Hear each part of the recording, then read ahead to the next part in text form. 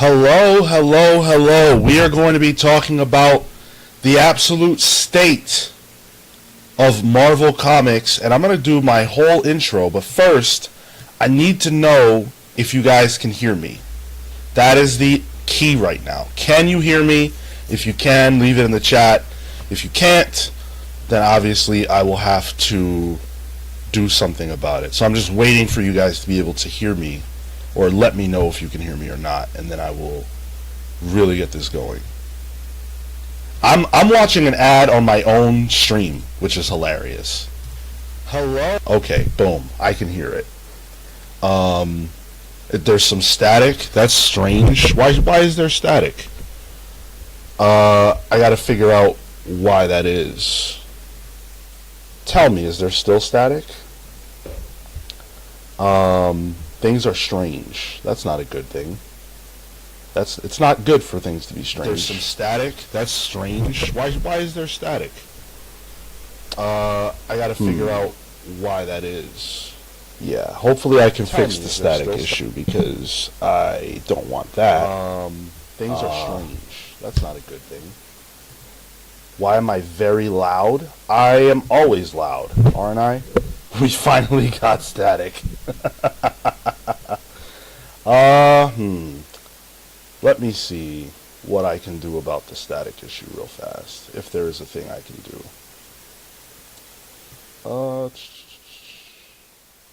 How about that? Does that help? Probably not, because I didn't really do much. I don't know why there would be static. It's never been, my mic has never been staticky like that before. Testing. Hopefully that's a little better. Yeah, it's odd. I'm all in the right ear. Seems like the levels are too high. Well, I can adjust those. That I can do. Look at chat being very helpful. Together we're going to figure this out, because I have never done a stream alone before. Yeah, it's odd. I'm all in the right volume ear. Is low now. Seems like the levels are too high. Well, I can adjust those. That I can do. How are we sounding? Look at chat being it's very weird because I hear myself perfectly fine, but together we're going to figure this out live, because I have never done a stream alone before. The static decreased a bit. Odd. Alright, well, I'm just going to keep adjusting levels here real quick, and you guys will help me out, and then once we get this figured out, we can get the show started in earnest. Why would I be echoing? That's so weird. I literally haven't changed anything since Thursday. That's the part that throws me. Volume is good, honestly. Echo is back again. We got two Seans. That is too much. That's so weird. Two Seans is too much. I literally haven't. Oh, you can hear me from the stream I'm watching. Okay, that makes sense.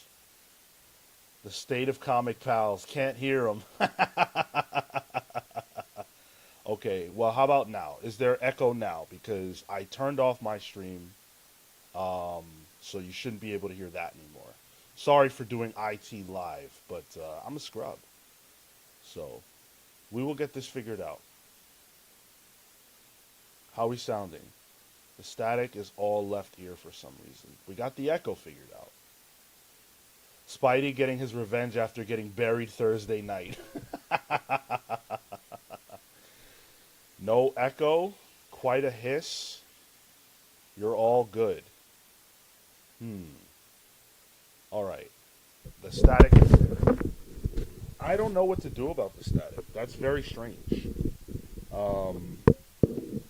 Yes, Tyler is somewhere crying. I just don't understand it, because the source of my audio is should be what it always is. Let me make sure of that. How about that? That's a good idea. Let me make sure of that. Let me make sure it's pulling from the right place. Blah blah blah. Looks like it. It looks like it is. Oh, hold on. I might have discovered the root cause. Let's see.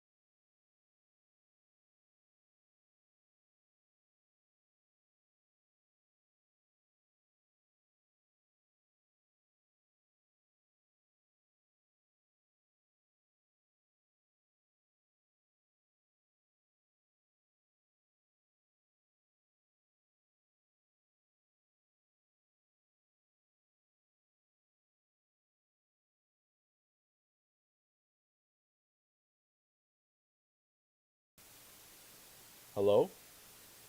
Testing? Hello? Hello? Hello? Do I sound any better? I know I'm muted. I'm sorry. How about now? I see the audio going. I see it. So that must mean you guys can hear me on some level, but is the audio there? That's the question. Mute? Yes. Sound back but static. Why? Why is there static? I don't understand.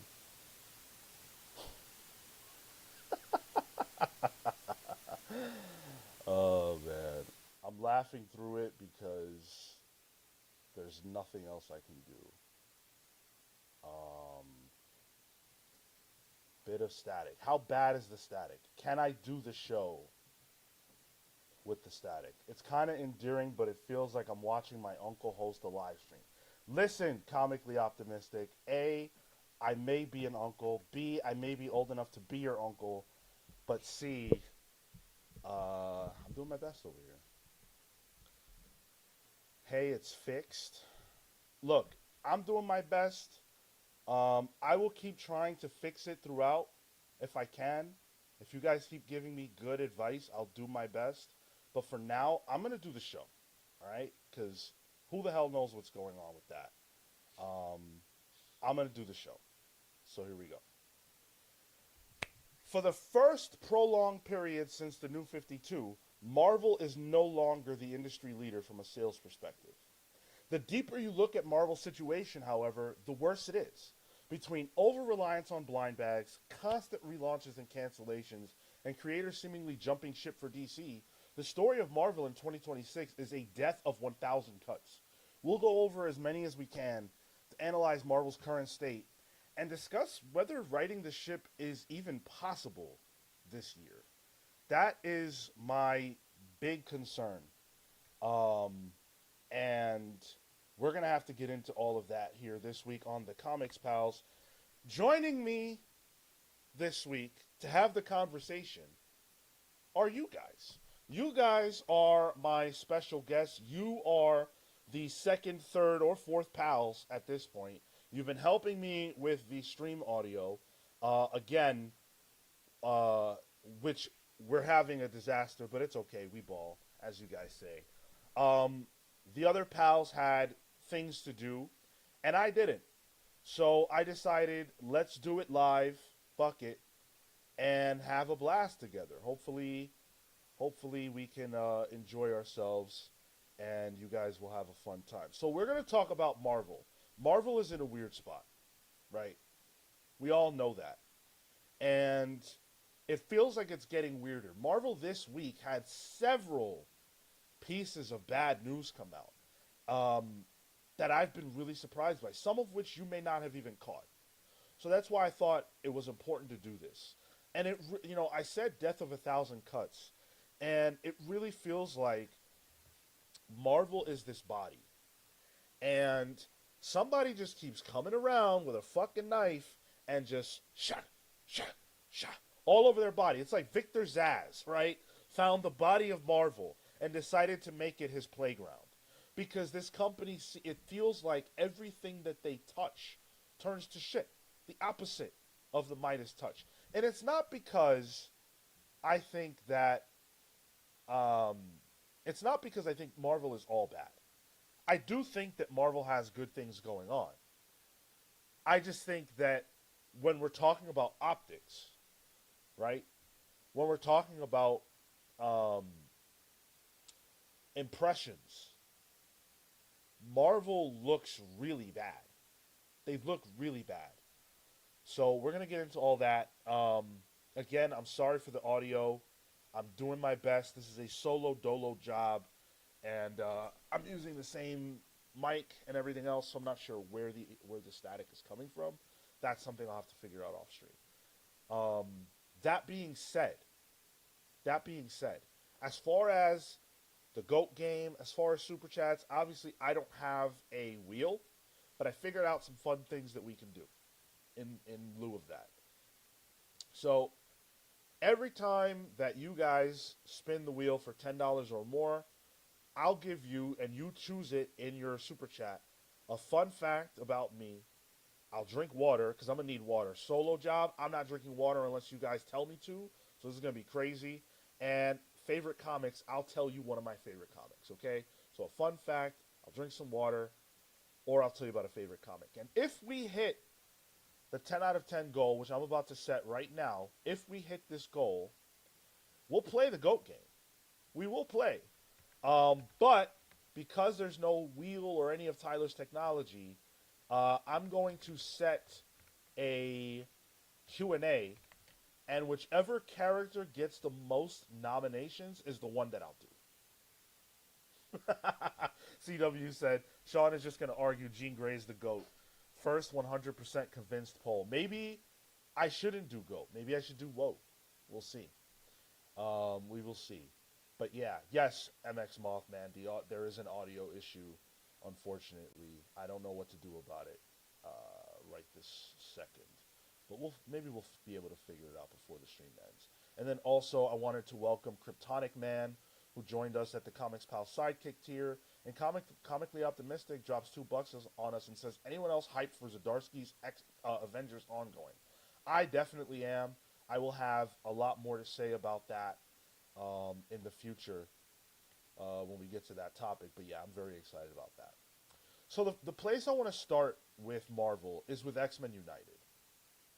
Because according to Amazon, Bleeding Cool reported it, and I was like, well, let me see. Let me see what the reality is. Because Bleeding Cool's reporting that X-Men United will only be a 10-issue series. And I was like, that's not true. Right? That cannot be true. There is no way that X-Men United is only going to be 10 issues. This feels like a flagship X-Men book. X-Men titles are selling okay. They're not canceling this at 10. So I went to Amazon. And I found the listing for issue 5 of X-Men United, which features the Shadow King. And it does say issue 5 of 10. It definitely does say that on Amazon. So could that change? I guess, yeah. It's not a guarantee. But I tend to think that if Amazon is saying 5 of 10, they probably know better than we do what that reference is. And so I'm pretty scared about that. Yeah, what Cole says. Bro, they were pitching United as the new flagship. How could it be the case? How could it be that Marvel Comics, who up until really this year was the unarguable premier publisher of comics, how could it be that they cannot keep an X-Men book that seems to be exactly what people asked for, which is an interesting writer and a hot artist with the X-Men working together? How can they not keep that going for 10 issues, for over 10 issues? Well, I wanted to know facts. I wanted to know what the facts are. Can I readjust my microphone cable? I probably could. Undo it and put it back in. But I'll do that in a second. How could it be that Marvel could not keep this book on the stands? Well, thanks to Prana. You guys may have seen me on Prana DM's channel, Prana Direct Market, Adam Freeman, great people over there. I have access every week to the top best sellers every single week, and then also a top 400 for a week or month. Now, I looked at, because X-Men United 4, I don't think it dropped yet, or it did, but the numbers aren't available yet, something like that. But what I did have is the numbers for issue 3 of X-Men United. So in May, X-Men United number 3 was 49th in sales for May. The numbers don't lie. That tells me a clear storyline. That tells me that this is a book that they just couldn't sell. They couldn't figure out how to sell it.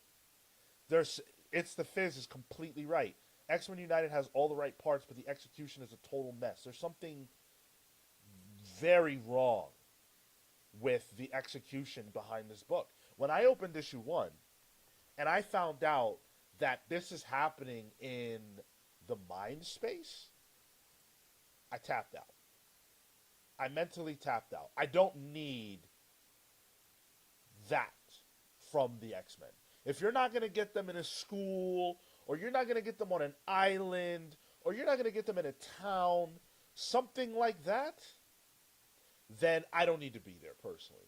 And again, this was the book that I was the most excited about from all the Shadows of Tomorrow announcements. It was this one because I loved Eve Ewing on Exceptional. I thought that was great. Stefano Caselli's a super talented artist. They put together a great team for this book. But yeah, I can't do the Mindscape, and so I had to tap out. I tapped out with the first issue, and I can't help but wonder how many people did the same thing. How many people saw that and said, "Oh, I thought this was what I wanted, but it's actually not. I'm tapping out." Marvel can't sell X-Men United, but they can sell Core X-Men in that same month. Well, excuse me. This is the June list. Marvel can sell X-Men at 10th bestseller in the month, the 31st issue. But the third issue of X-Men United can't do better than 49. That's a marketing problem. That is a casting problem. That is that's a direction problem. There's a huge problem with the direction. Nobody wants to see the X-Men in the Mindscape. And I'm not going to say that no one wants to see the current state of X-Men, because clearly people do, right? People are buying X-Men comics. But despite that fact, it feels like there's no excitement about the X-Men comics that people are buying. And that doesn't seem like a good thing. I know Tyler, for example, really enjoys Core X-Men. He really enjoys Uncanny. But do you feel like even Tyler gets on here and is excited about the X books? Like, even if Tyler were here, I don't know if he would say that he's excited about them. And if he is, he's crazy. No, I'm just kidding. Let me hit a couple of your super chats here. Hayden's Hideout with the 10 spot. Thank you so much. Do you have a noise gate and compressor on your mic in OBS? No, I don't think so. Tell us about a comic. Well, since we're talking X-Men, I'll tell you about my favorite X-Men comic. I'll tell you about Uncanny X-Force. Rick Remender, I want to say it starts with Assad or Jerome Opeña. It's probably Opeña. But it's got a murderer's row of phenomenal creators, artistically, and then of course Rick Remender. This may have been my second Remender book behind Venom, Agent Venom, and I absolutely adore it. It's my favorite X-Men book because it feels like you're taking, a disparate group of characters, you're putting them in a very, very crazy scenario. What if Apocalypse was a baby? What if you had the opportunity to murder Apocalypse as a child? That's a super oldest time concept. What if you could kill Hitler as a kid, right? But done with the X-Men. And done with X characters who have a lot of guilt about them, who have, moral scruples at times. Putting them in situations that were shocking to me at the time and every time I reread it. It's a phenomenal book. So if you haven't read that, I highly recommend it. Hayden says noise gate and compressor help with static. Unfortunately, I don't have access to either of those things at the moment, so I got to rock with what I got. Atomic Hound with a 9.99. Static Sean, Silent Sean, No Sean. That's the order. Yeah, I figured it's better that I be here and you guys can hear me with static than you can't hear me at all, right? So we'll do it live. Greetings from the kennel. Take a breath and drink. Mrs. Hound says hi and looking forward to PalsCon 2027. For Marvel, it's going to take a bit to course correct. Well, Atomic Count is a true pal because he used his $9.99 to give me a drink. So I'm going to drink. Thank you so much for that.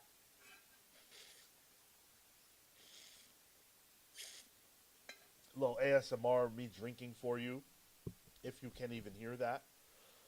Comics are dope with the $1.99. Donating to get Sean a home. Listen, Mr. Al Qaeda, I would cut it out, okay? They still haven't locked up all the perpetrators of 9/11, and we know that one of them is in the chat, and that being you. So we really need to get you. All right? You want to talk about getting me a home? How about we get you in jail for doing 9/11? So X-Men United, just because I don't like it conceptually, is 10 issues long enough to cook, guys? Is 10 issues long enough for a book to find its footing? How is it possible for a creative team to establish their ground?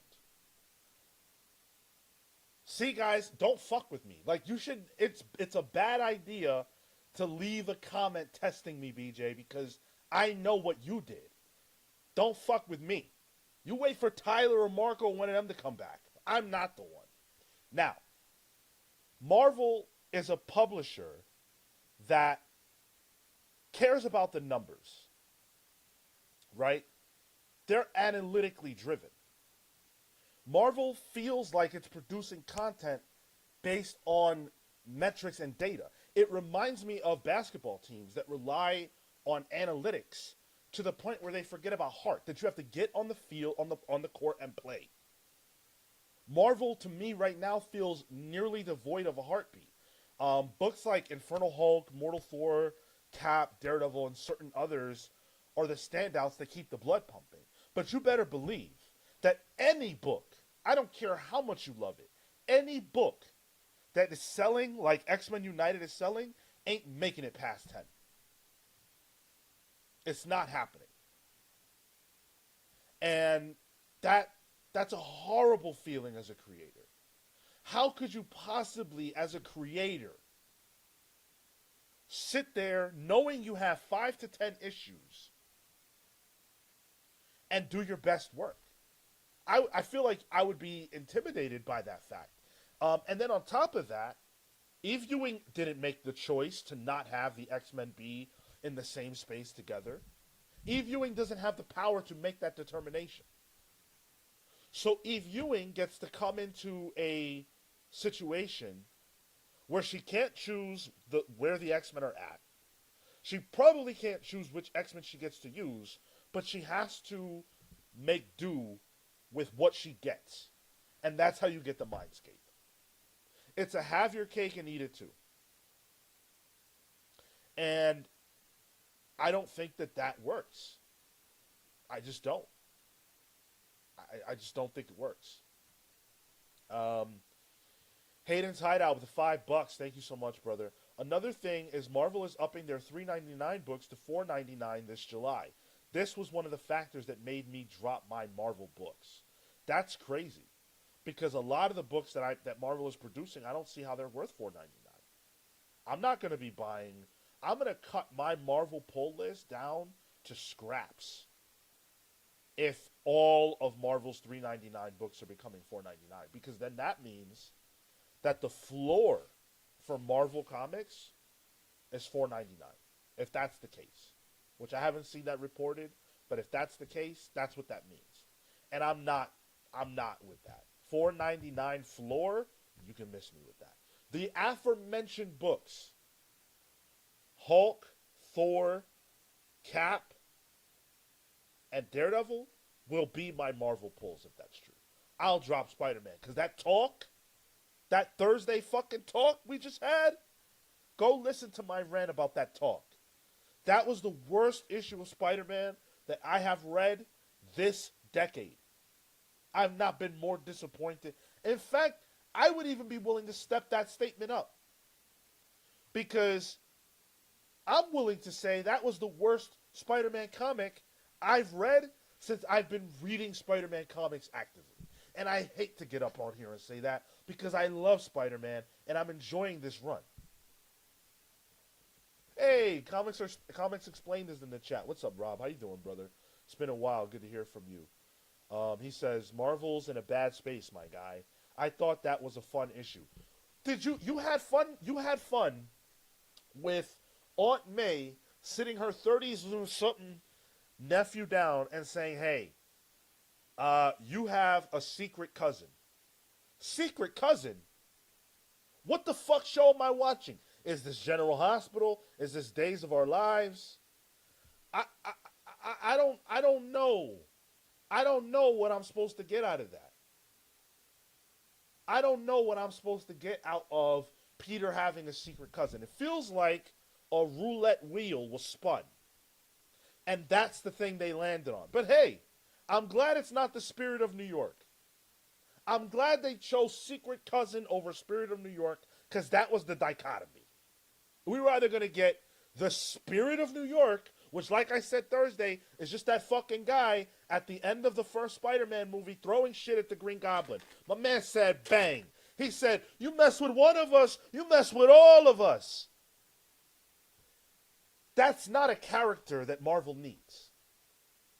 But I don't know that homie's secret cousin is either. But we'll see. Time remains to be seen. But then it gets worse, right? Because I'm talking about analytics and data-driven content creation. That brings me to Marvel Midnight. That's what that brings me to. Because Marvel's Midnight could be good, right? We don't know. I don't know. I haven't read any of it. Super Job said, without the other pals here, this just kind of sounds like old man yells at cloud. Well, A, you're calling me old, which is rude. But B, I like to think that I'm speaking for at least some of you, that I'm the voice for you guys.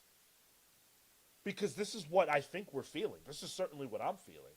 And I have to get up on here and tell the truth. And the 130 plus of you that are here with me, that are suffering through poor audio, that are suffering through the fact that the other pals aren't here and all you're getting is me, thank you. Thank you. And again, I like to think that some of you feel how I feel. Let's see what the super chatters have to say. DC Crane with the 5 spot. Junior is one of my favorite artists, and Marvel pulling his ASM 1000 is whack. I didn't even like the cover, but Marvel threw him under the bus on this. Crane, we're going to talk about that a little later, but look, what's up with that? Why would you just pull a cover just because some people didn't like it? I didn't like it. I thought it was fucking horrible. I wasn't going to buy it. But why shouldn't it be ownable? That's crazy. But Marvel Midnight, right, is something that was announced that I think should have had, like my perspective is, it should have had all the hype in the world. It should have had all the excitement behind it in the world. And yet it gets announced, and it was a wet fart. It was a wet fucking fart. The kind of fart that everyone hears, but nobody likes. PKJ, Ben Percy, Jonathan Hickman, great writers. Writers that I think we all love. But the concept behind it, you're talking about, horror Spider-Man, which is just the current Spider-Man. You're talking about horror Fantastic Four, and you're talking about horror X-Men. Lovely. Got no problem with that at all. What about this little concept called Horror Blade? How about that? How about Horror Doctor Strange? How about Midnight Suns? How about Werewolf by Night? How about Elsa Bloodstone? I get it that those are not the highest selling characters that Marvel has. But over across the pond in DC land, there's a little book called Absolute Martian Fucking Manhunter. Right? A character who's never sold dime one before is now a consistent seller for DC because it's really, really, really good.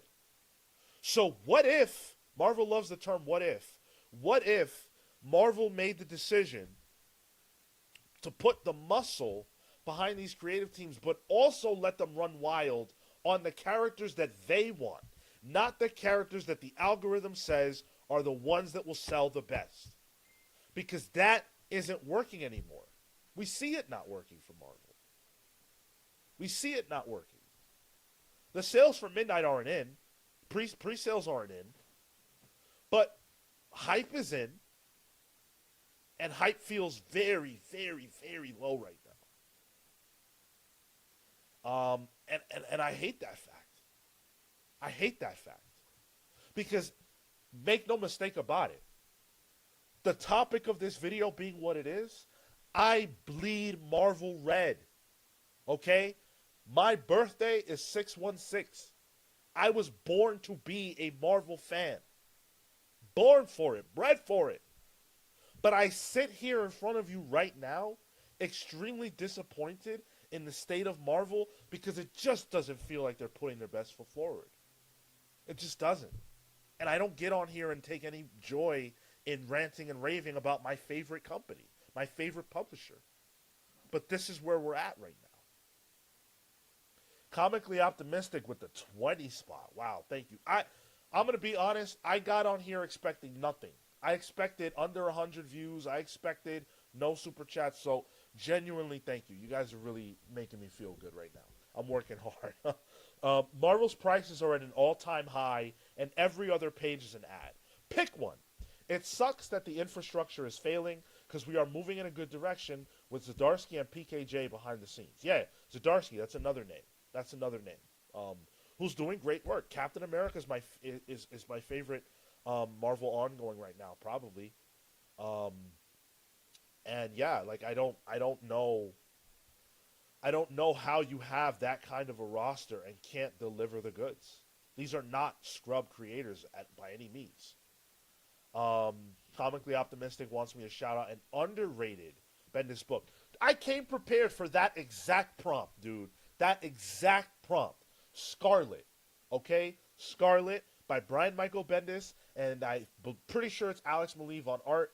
I love this book. It's essentially about a girl who this was around Occupy Wall Street in 2008ish. For those of you who remember that, some of you might not have even been around for that, which is insane. But it's a book about a girl, a woman who begins and leads a revolution, and it's a bloody one. It's a bloody revolution that's about the people and their power and the lack thereof, and her realizing that, hey, wait a second, there's power in this fucking gun, right? There's power in this gun. There's power in our voices. That was through the Icon imprint. That's how far back I go. We're talking 20 years ago, baby. I love that comic book, Scarlet. Go pick that up.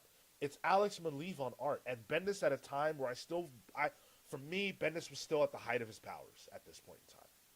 So. Comics are dope with the $4.99. Jokes aside, Sean's delivery keeps my attention despite the audio issues. Just proves how great he is at this. Hey, thank you so much. On some real shit, thank you. I appreciate it, dude. Dude, can we talk now? Can we talk now? Speaking of the creative teams and the creators that Marvel is losing, how the fuck do you fumble Mr. Dennis Camp? What happened with that? Can we talk about that?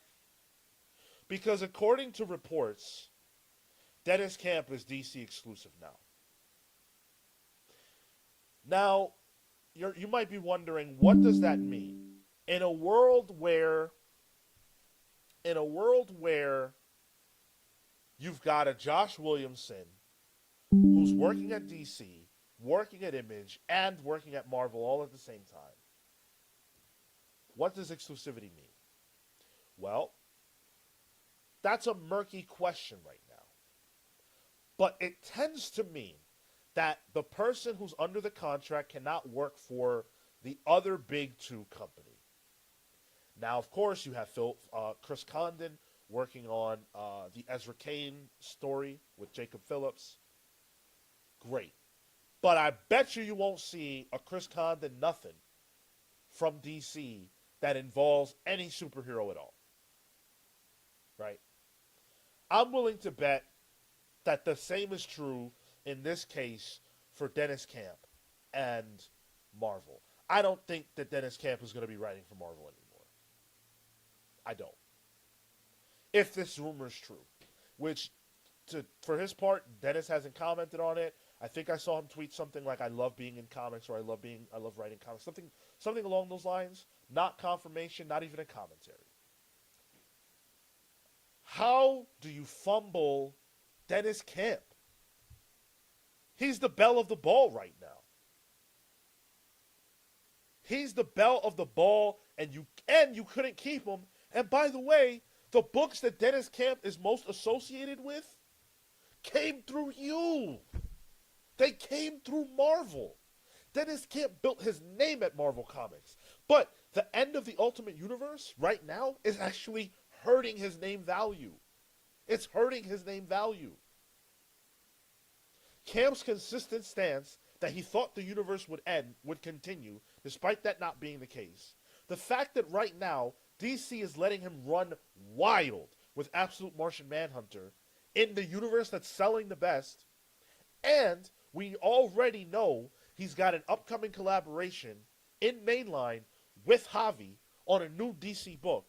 All of that makes it make a ton of sense for Camp to want to leave and not look back. Would you look back? Would you have all the opportunity that Dennis has over at DC and look back at Marvel when the only thing you cared about, the Ultimate Universe, is coming to a close? Fuck no. Not if I'm Dennis Camp. Not if I'm Dennis Camp. Not unless they're pulling up the Brinks truck, and I know they're not. He is the exact opposite of the kind of writer who succeeds under the constraints of a machine. Hickman can do it. You can give Hickman an assignment, and I think most of the time he'll knock it out the park. Not Spider-Man Long Way Home. Not that. But most other things. But Camp is not like that. He's the kind of writer who needs space and room to grow and breathe. And Absolute and DC are offering that right now. That's a far better prospect than being a part of whatever Marvel's initiatives are at the moment. Midnight doesn't feel right for him. It doesn't feel right for him. But unfortunately, DC does. And I say unfortunately because, again, I want Marvel to win. But right now, Marvel can't buy a win, it feels like. So, entertain me, re-upping at the VI Pal tier. Thank you so much, brother. Sean Solo, let us vote how you did with a poll. Great, good, okay, or awful. Marvel's a mess. Writing the ship probably won't happen until 2028. Well, we'll talk about that here at the end of this conversation. I don't want to end on a bad note, and I do have some positives to throw out there, but I need to get all this out of my system. Amin Perez, member for 18 months. Thank you so much. Marvel fumbling the bag worse than my ex. That is the GOAT. Whoever fumbles you, Amin, made a huge mistake. Huge, huge mistake. And then, oh my God. Oh my God. Mr. Eric Canetti dropping by with the $49.99 bomb. I wish I had a soundboard because I would drop that bomb on you, brother, the same way you dropped it on us. Says, you guys have a great show. Thank you so much, Eric. The interview that we did needed cleaning up, so we're working on it, but it's going to drop. I can't wait for people to hear it, and you and I have to discuss you doing the show proper because I would love to add your voice to the conversations that we have on here. Eric Canetti, of course, a tremendous artist, particularly most recently of Absolute Batman fame, did the Poison Ivy issues, for those of you who aren't familiar. And then entertain me with a 5 spot, and then I will get back to the proceedings. I'm surprisingly enjoying your show. Sean, that I'm not going to yell at you by making it all caps as usual. Thank you. I'm glad you are enjoying the show. Kurt Wildshut, I know Comics Explained. Dude, I'm so sorry. I don't know what went wrong. I always use the same mic, and for some reason it's fucking up. So I'm doing my best right here. Let me see if I can press a button. I'm scared to press buttons, but let me see if that helps at all. You guys tell me. I just pressed a button, and you tell me if it helps. But Yeah, Kurt Wildschut makes a good point. Erica Henderson, she was Marvel. G. Willow Wilson, she was Marvel. Matt Fraction, Kelly Thompson. Listen, it's not a surprise. It's not a surprise that Matt Fraction, who was done with comics,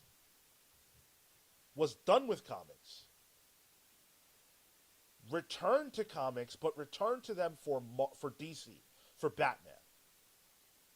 Matt Fraction was out the fucking door. Well, but the small things he does in comics are either outside the big two or DC, because his last project was that Jimmy Olsen stuff, which was, by the way, really good. So what is it about DC over the last few years now where they're attracting all these premier creators? What's going on with that? Why can't Marvel keep their people in house? Jonathan Hickman is locked into the longest exclusive of all time, right? This dude is in chains. They pulled the Brinks truck up to his house. They pulled that shit up, and they just dropped the money on him, right? So he's in chains, okay? Chris Condon, they got locked in. PKJ, they got locked in. Al Ewing, actually, I don't think Al Ewing is locked in. I know he's not, because he's been working at DC. So these people are locked in, but everybody else seems to want to leave. Why? What are they doing so badly behind the scenes?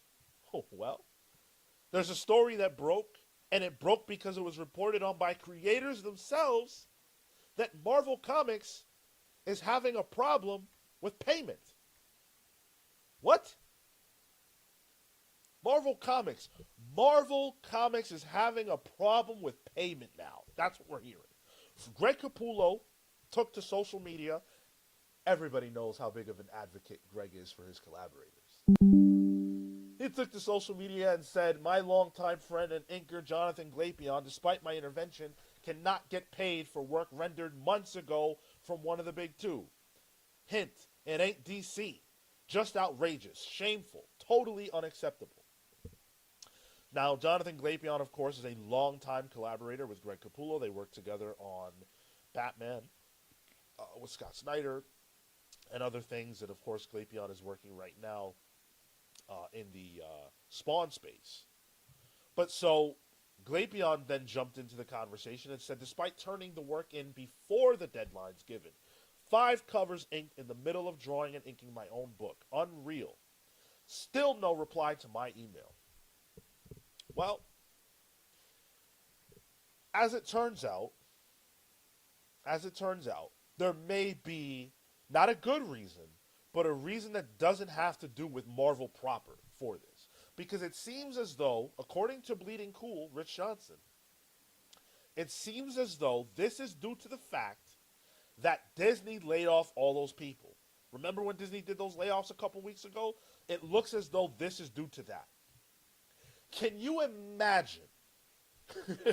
Can you imagine how many people Disney would have had to lay off to where they can't fucking figure out how to pay somebody their money? Bleeding Cool's reported that this is not exclusively Jonathan Glapion experiencing this problem. And it's not exclusively people at Marvel having this problem. They fired so many people, they fired the people who pay people. Who's paying the people that pay people to pay people? How the fuck is Kevin Feige getting them checks? What's going on with that? You know, why can't my man get his money? Why can't my man get his money right? It's crazy. Wow, chat is rolling. Holy shit, you guys are coming in hot. Comics Explain. You need a co-host for today, dude. I would love nothing more than that, genuinely. But as you can tell, I am having incredible problems with tech, and I don't know what will happen if I add you. So as much as I would love to take you up on that, because I'm obviously a big fan of yours, and I loved it when you came on here before, I don't know what will happen if I bring you on. So I'm scared. But we should definitely have you come on at some other point when I'm not running the tech. Amin Perez with the 5 spot. Thank you so much. Or 5 gifted memberships. Thank you so much. Kyle, Zenith Flair getting 1. CW Gordon getting 1. Absolute Kelvin 420 getting 1. What's up? Hurricane getting one, and Hollywood Rules getting one. Well, you guys know exactly what happens when you gift channel memberships here. We gift them right the fuck back. So boom, I just sent out another 5. Let's see what happens here. Who's getting them? Isaac Tracy, love that. Blue Spaceman, Big Tony and Mickey, Bruno Smash, and Mr. Purple Jeans are all now channel members. So thank you, Amin, for that. And congratulations on being channel members. Let me see some Sean Heads in the chat. Sean Heads, I love all the comics pals. But right now, I am the comics pal. So let me see them heads in chat. Let's see it. Lex Luthor's in the chat. That's what the fuck I'm talking about. Let's get some DC villains going. 1999. Been a lurker for a while. Time for me to drop some money for the podcast in town and Sean speaking what I've been thinking. Thank you, Lex. Of course you're thinking that. Of course you're thinking these thoughts. How could you not be? You're Lex fucking Luthor. Of course. The only thing you hate more than Marvel is Superman. Come on now. Come on now. Cardiac Soulless with the 10 spot. Thank you, brother. It was great to meet you in person. Shout out to Tyler for sabotaging Sean's mic so he can come back later and say, see, you can't do this without me. That's how you keep a job secure. And to Sean for powering through anyway. The only thing I am not is going to not get on here and talk my shit. I don't give a fuck if my mic sounds bad. I don't give a fuck if you can't see me. Whatever it's going to be, I'm going to get on here and talk my shit. Because that's what we do. And that's what I need to be up here doing. Foxtastic has been a member for 2 months at the VI PAL tier. The number one thing an editor has to do is get people paid. That is true. Unfortunately, in this particular case, I'm feeling like it may be out of their hands if it's a Disney problem. But again, you want to talk about the problems that Marvel has. One of them is Disney. Right? One of them is Disney. Come on now. It's a problem that Marvel has to solve. They got to be able to pay their people. Somehow or another, they got to be able to pay their people. And even if you want to give Marvel grace on this, which I'm inclined to because they're getting stomped out for everything else, it's just a bad look. It's just a bad fucking look, right? People not getting paid is not a good look. So they got to get their house in order on that front. But something we haven't talked about yet that we desperately need to, is blind bags. Because Marvel, I said it earlier, Marvel feels like a company that's being produced based on metrics and data and not necessarily based on heart and what we want to see. So blind bags are a core key example of what I'm talking about.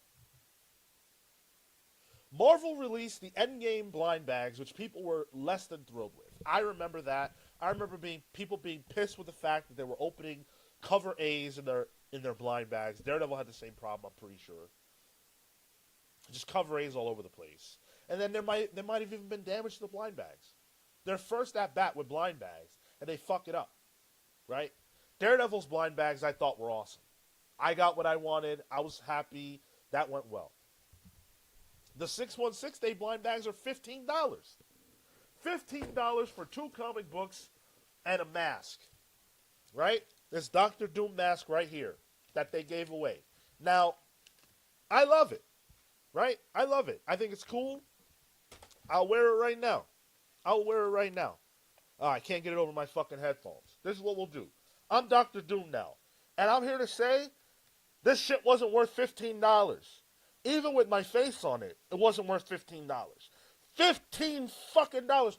Do you understand how much they were valuing my reprints? Reprints. It's Doom Quest #1, black and white, and a randomly filled reprint of an old-ass Doctor Doom comic, okay?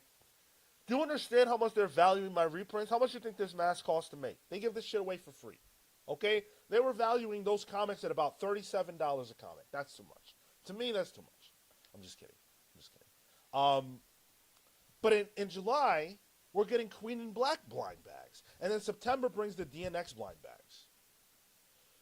I'm not saying they shouldn't make blind bags. I'm not saying that it's a sin to make them. DC makes them. Other publishers are making them. My problem is that Marvel feels buoyed by these kinds of gimmicks. What happens to Marvel if people decide that they don't care about blind bags anymore and they don't want them anymore? What will happen? Like, why can't Marvel figure out a way to sell comics off the basis of them just being good comics?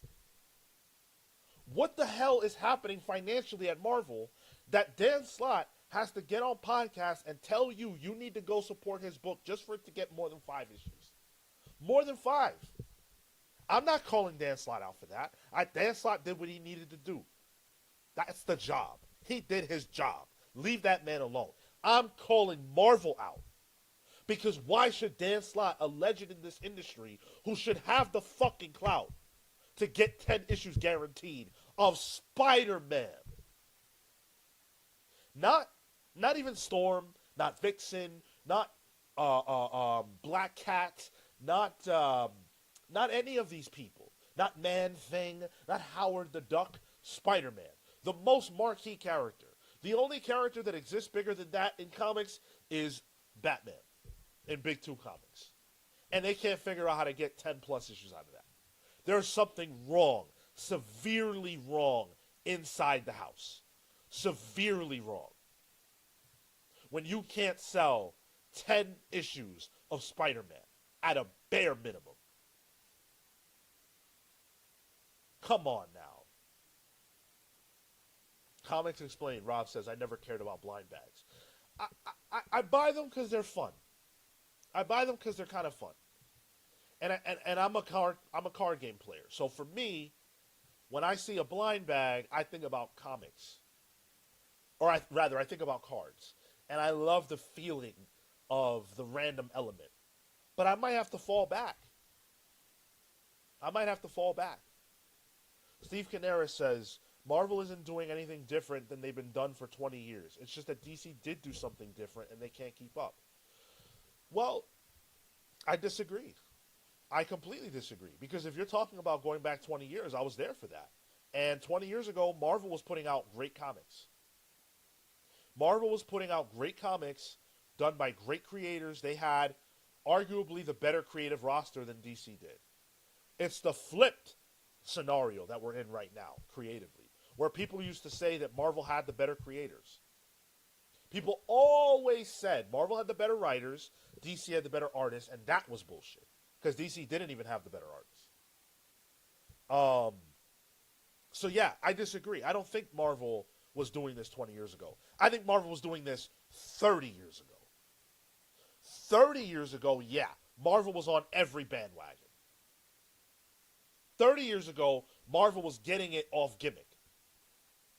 20 years ago, no, they weren't. I'm going to stand up for them on that front. Yeah, Mike, we talked about him blasting Marvel for not paying. They fucked up. Whatever the reason is, whoever's at fault, they fucked up. Comics Explained. No, Marvel did a lot different recently, but people forget Marvel is better when their backs are against the wall. That's a good point, too. Because if you go back not 20, but 25 years ago, Marvel was in the dumps.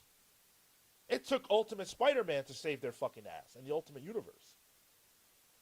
Marvel became complacent, 1,000%. They were the leaders of this industry. They were the flagship company. People took their cues from Marvel. Now people are taking their cues from Robert Kirkman. Robert Kirkman is the person now that people are taking their cues from. He's the one who popularized blind bags. Because Battle Beast did it so well. Where are the artists? Where are the great artists? Coltrane.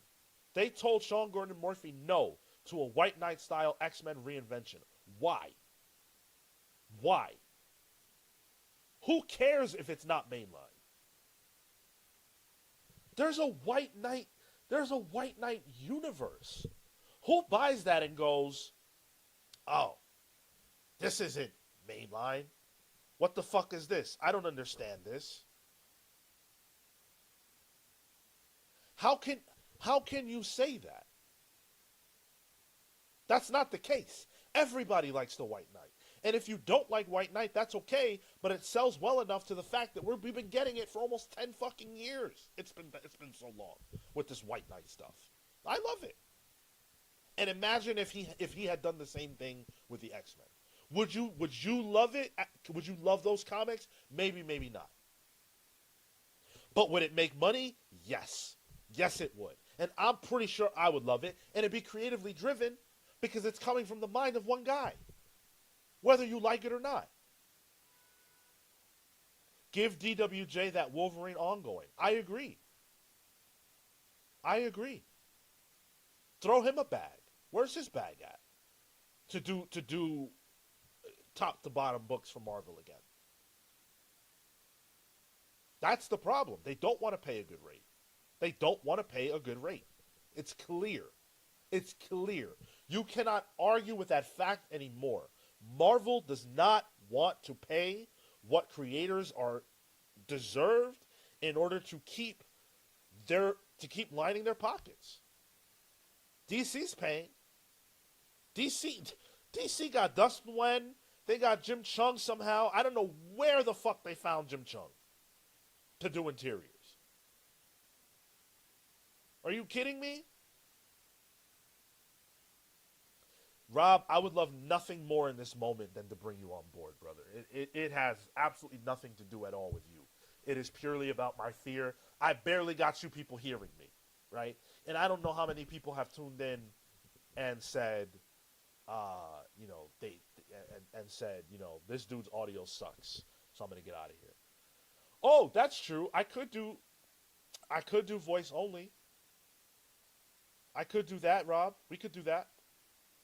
If you're down, I could send you a link and you could join, but it would just be voice. That because I just don't want things to get fucked up.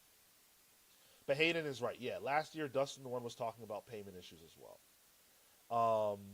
It's a messy situation at Marvel. It really is. But there could be a silver lining. There could be. And I want to talk about it because something's on the horizon that hasn't come up yet in this conversation.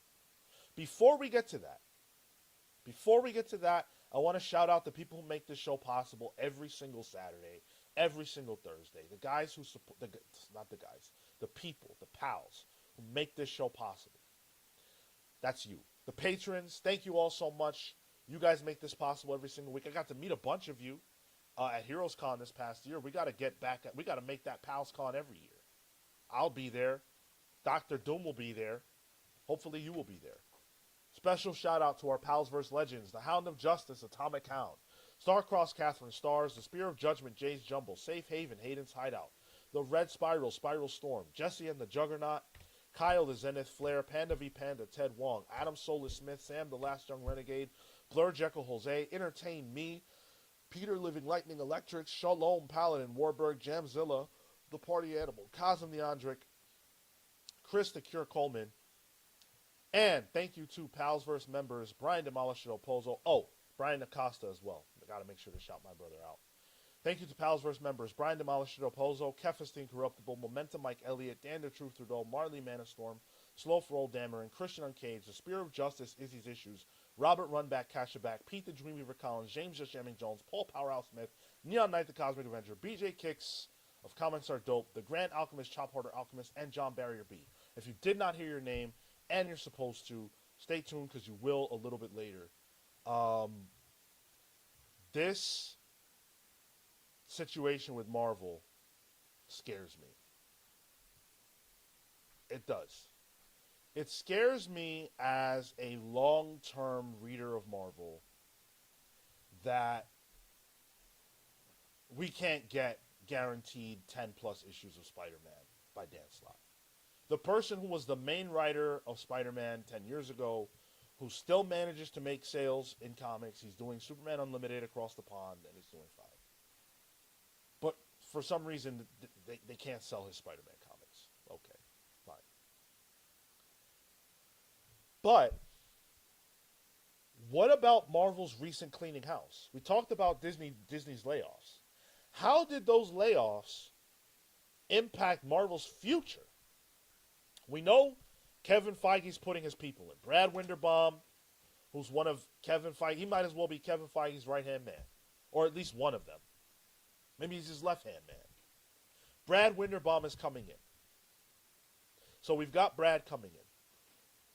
There's another individual coming in, who's, I believe, from Disney's music department, but he's really good at keeping the trains running on time and things like that. So they're bringing in the big guns from Disney side of things. Now, do these people understand comics?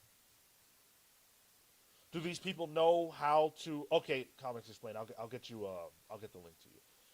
Do these people know comics? Do these people understand how to? Can you DM me? Ah, shit, because it's just gonna take me time to find you. If you could DM me, that'll be really helpful, brother. Sean Soapbox on Discord. Hit me on Discord. But yeah, how is it possible? How is it possible that they can't keep these sales up? We need people in places who understand comics. And I'm not so sure that these individuals do. I don't know that. Now, if they understand sales, if they understand business, that could help. That could be a huge help. I don't care who it is. You could bring in Rob from Comics Explained. You could bring in Marco. Someone who knows how to sell comics. I don't care who it is. They just lost David Gabriel, who knew how to sell comics better than anyone. But the argument has been made. I invited Chris Covers Comics, Samuel. He wasn't available today. It's just they got rid of their main guy. Now, the argument has been made that David Gabriel's responsible for Event Mania over at Marvel. Maybe true, maybe not, I don't know. But he's gone. He's gone. The closest connection that we had as readers to Marvel directly via David Gabriel, via Omar from Near Mint Condition, that's it. that was our relationship with Marvel. Tom Brevoort, Tommy B, he got basically canceled. He shut down his Substack because he kept saying things that people were not happy about. So he's out the mud. He's gone. He ain't talking to us anymore. And we never hear from CB Cebulski. He's the quiet editor-in-chief. It's crazy. They need someone talking to us. We need a line of communication. Let Brad Winderbaum come on here with us and talk. And let us know what to expect. Prices have to come down. Earlier, Hayden said, okay, I got you. Earlier, Hayden said that Marvel was raising the prices of their $3.99 books to $4.99. $3.99 to $4.99 across the board. Across the board. Nah. That's the first thing they need to not do. That's the first thing they need to change. Because it ain't no way I'm paying $4.99 per issue for what Marvel's got going on at the current moment. Nah. Cap, yes. Hulk, yes. Thor, yes. Daredevil, yes. But for my money, that's it. That's where it ends. Okay, here's what's about to happen.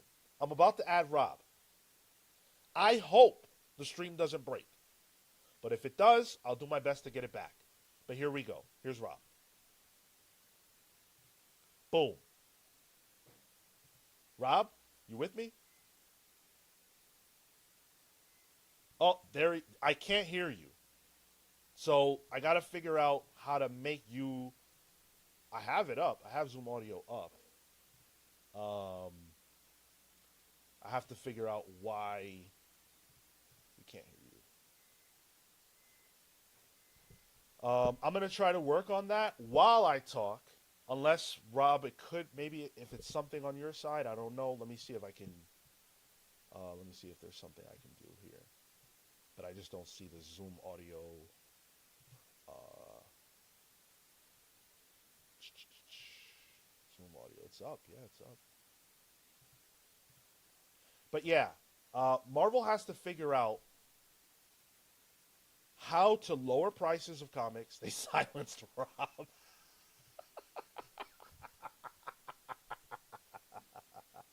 I did warn you guys because I don't know. I don't know what to do about it. YouTube explain. I apparently I need YouTube explain to me. I see you talking, brother. I wish I could hear you, man. I am using OBS. Yes, I am using OBS. What's weird is that I can't hear Rob through Zoom or the stream. That's the weird part. I should be able to at least hear the Zoom. So I'm not sure what that's about. But yeah, you got Brad Winderbaum coming in. I choose to be hopeful because I don't want to have it in my mind that Marvel is irredeemable. I don't believe that Marvel is irredeemable. No, I can't hear him at all. No, unfortunately. And if Tyler was here, I'm sure he could fix it. But it could be a Zoom issue. Thank you, disgruntled dev. Apparently they can hear me. Thank goodness. Eric Canetti, oh my God, you are too kind, brother. You are way too kind. A 20 spot to help with audio. You are beyond kind. And by the way, a lot of these super chats have come in without direction. So I'm going to choose to drink water in this moment because I could use a little bit. A little bit. But yeah, Eric, thank you. That's far too kind of you, brother. And we are secured, by the way, for the GOAT or WOTE game later on. Oh, it'd be cool to play with Rob, wouldn't it? If we can get Rob's audio figured out, that would be very fun. Have I tried turning it off and on again? The one thing I don't want to do is turn Zoom off. Because I don't know what happens if I turn Zoom off. This is all happening through Zoom at this current moment. The good, the bad, and the ugly of the stream so far. But I also believe, guys, I genuinely believe, and Rob, I want to hear what you think about this too. I genuinely believe that Armageddon is going to be fire. The first issue, I really liked it. I really, really, really liked it. And I'm excited for his Avengers. I'm excited for his Avengers. Pat Zay says we could hop on a Discord call, but then how do I get you guys to hear that audio? That's the problem. I only know how to get you to hear the audio through Zoom. And apparently I don't even know how to do that. But that's the only thing I could kind of maybe know how to do. But yeah, yes, we would all love to hear what Rob is thinking, and hopefully we will get Rob's words here shortly. But yeah, I think Armageddon is going to be good. I truly do, and I think Avengers is going to be good. Chip Zdarsky and Marco Cicchetto together, we know they're good. Okay. We know they're good. We know they're talented. And it seems like Rob's going to be right back. It seems like there's a really good reason for this new Avengers era spinning out of Armageddon. So I love that. At least we're at a point where there's a reason for things to be happening. Okay. Can you hear me? Yeah. Okay. I had to download the app. I was using the browser before. Okay. Now, Yeah. the question becomes, can chat hear you? Can you say something again? Yo, what's going on, chat? Chat should be able to hear you. I think chat. I'm sure they can. Let's Yeah. go. Let's Dude, go. I will say, like here on Zoom, like whatever it is your connection is going out to YouTube, that's where the problem is. Because here on Zoom, I can hear you through both headphones.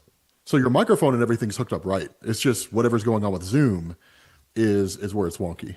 I see. Well, I wish I could figure it out. I have No, dude, no. Zoom's a hassle. I'm surprised you're not using StreamYard. You know why we don't use StreamYard? Because StreamYard has less customizability.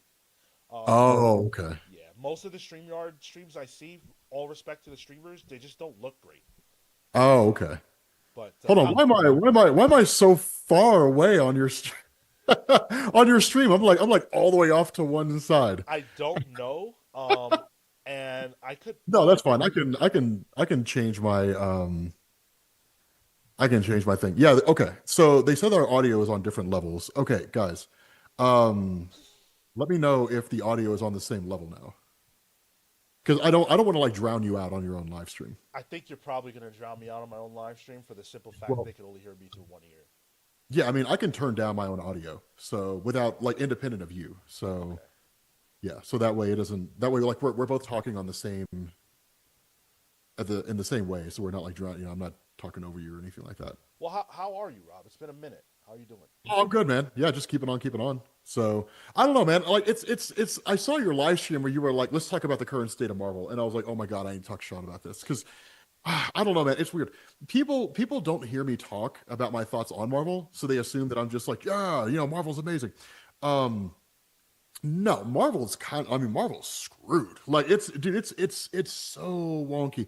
I mean, I will say that people say things like, DC is eating Marvel's lunch. Okay, well, I mean, but like that happens Mhm. all the time, right? Okay, I'll turn mine down a little bit lower.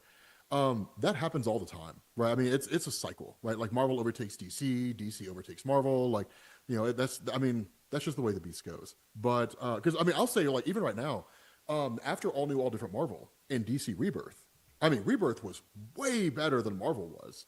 Yeah. It was incredible. Like it was way better than all new, all different. All new, all different Marvel had like a few different stories that were great, but like top to bottom, like titles to titles, Rebirth was absolutely crucifying Marvel. Um, but then I would say just before DC launched Rebirth, I'm sorry, before they launched the Absolute Universe, and especially during the Krakoa age, um, Marvel I think was doing. I think the Krakoa age was carrying Marvel during that point because Jim Zub's Spider-Man, bruh. I mean that was a trip to get through. Like it was not very good at all. Um, but yeah, it's okay. So because here's one of the things you were talking about earlier. You were talking about the idea of Disney um, and their involvement with Marvel on the publishing side. Yeah. I will say Dan Buckley getting the boot and Brad Winderbaum taking his place. It does, in a lot of ways, feel like Marvel Studios is taking more of a hand in Marvel Comics. Zeb Wells, not Jim Zub. Zeb Wells, thank you. But I don't know that Disney really cares that much about Marvel Comics. Mm. Truth to tell, like I don't know that Disney cares that much about Marvel Comics. And here's why I said that. So, like a week and a half ago, just out of sheer boredom, and I was like, you know what, this would be kind of fun. I sat down and I broke down Marvel and DC's market share over the last 26 years, specifically when Quesada took over Marvel, because that was like when Marvel started putting on a clinic on how to revitalize like a dying comic book line. And so I broke it down over the course of 26 years. And I will say between 2000 and 2020, I was just going with like Comic-Con Mhm. and or really Diamond Distributors. So like the number of comic, because you remember that. Oh Like you yeah. could go on to Comic-Con, you could look at like the number of comics being shipped. And for those of you guys in the chat who don't know that, that was a thing you could do. And we all used to do it. Right. I mean, that was like the source of information whenever whenever people were making videos where they were like, oh, Marvel is getting demolished by DC. It's like, well, how do you know that? It's like, because Batman sold 130,000 copies this month. That's what we all used to look at. But once Diamond went belly up, then all we have are financial records, right? Financial disclosure stuff. So I started looking over the ICV2 reports. And quarter over quarter, Marvel's market share has actually been going up. They've been making more money, but it doesn't account for like the difference. There's a whole bunch of things that go into it. Anyway, the bigger point is this. When I was looking at the ICV2 report, the total amount of revenue generated by what you and I would call the graphic novel industry last year was $2.2 billion.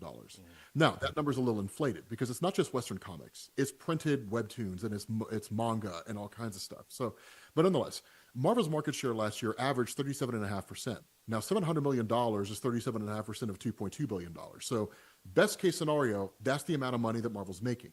If I'm being honest, because that number is overinflated and manga is just absolutely demolishing pretty much all Western comics, my argument would be Marvel's actual revenue for last year was probably somewhere between $100 to $300 million, and maybe even less.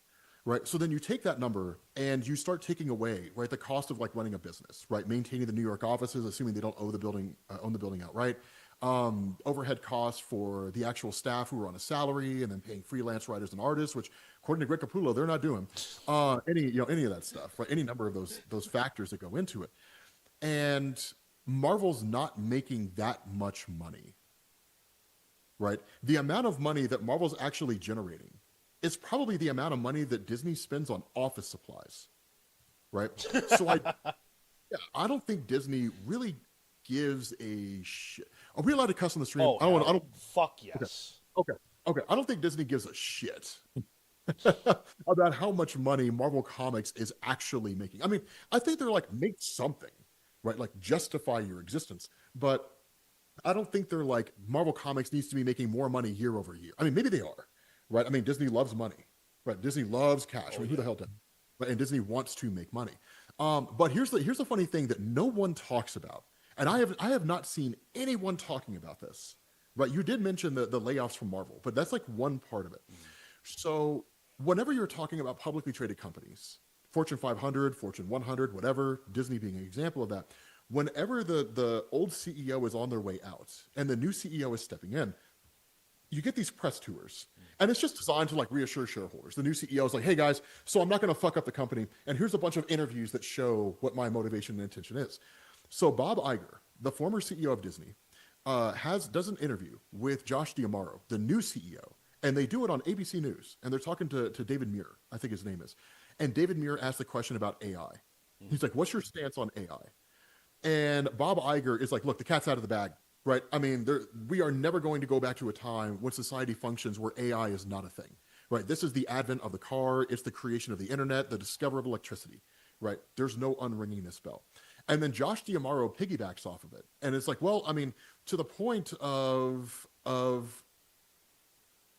creative side, we're not replacing anybody on the creative side with AI. That's not going to happen.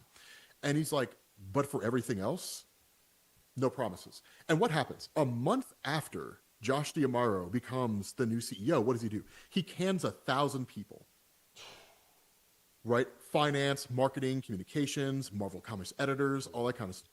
But if you go through and you actually look at all the roles that have been axed by Disney, they're all roles that can be done by AI.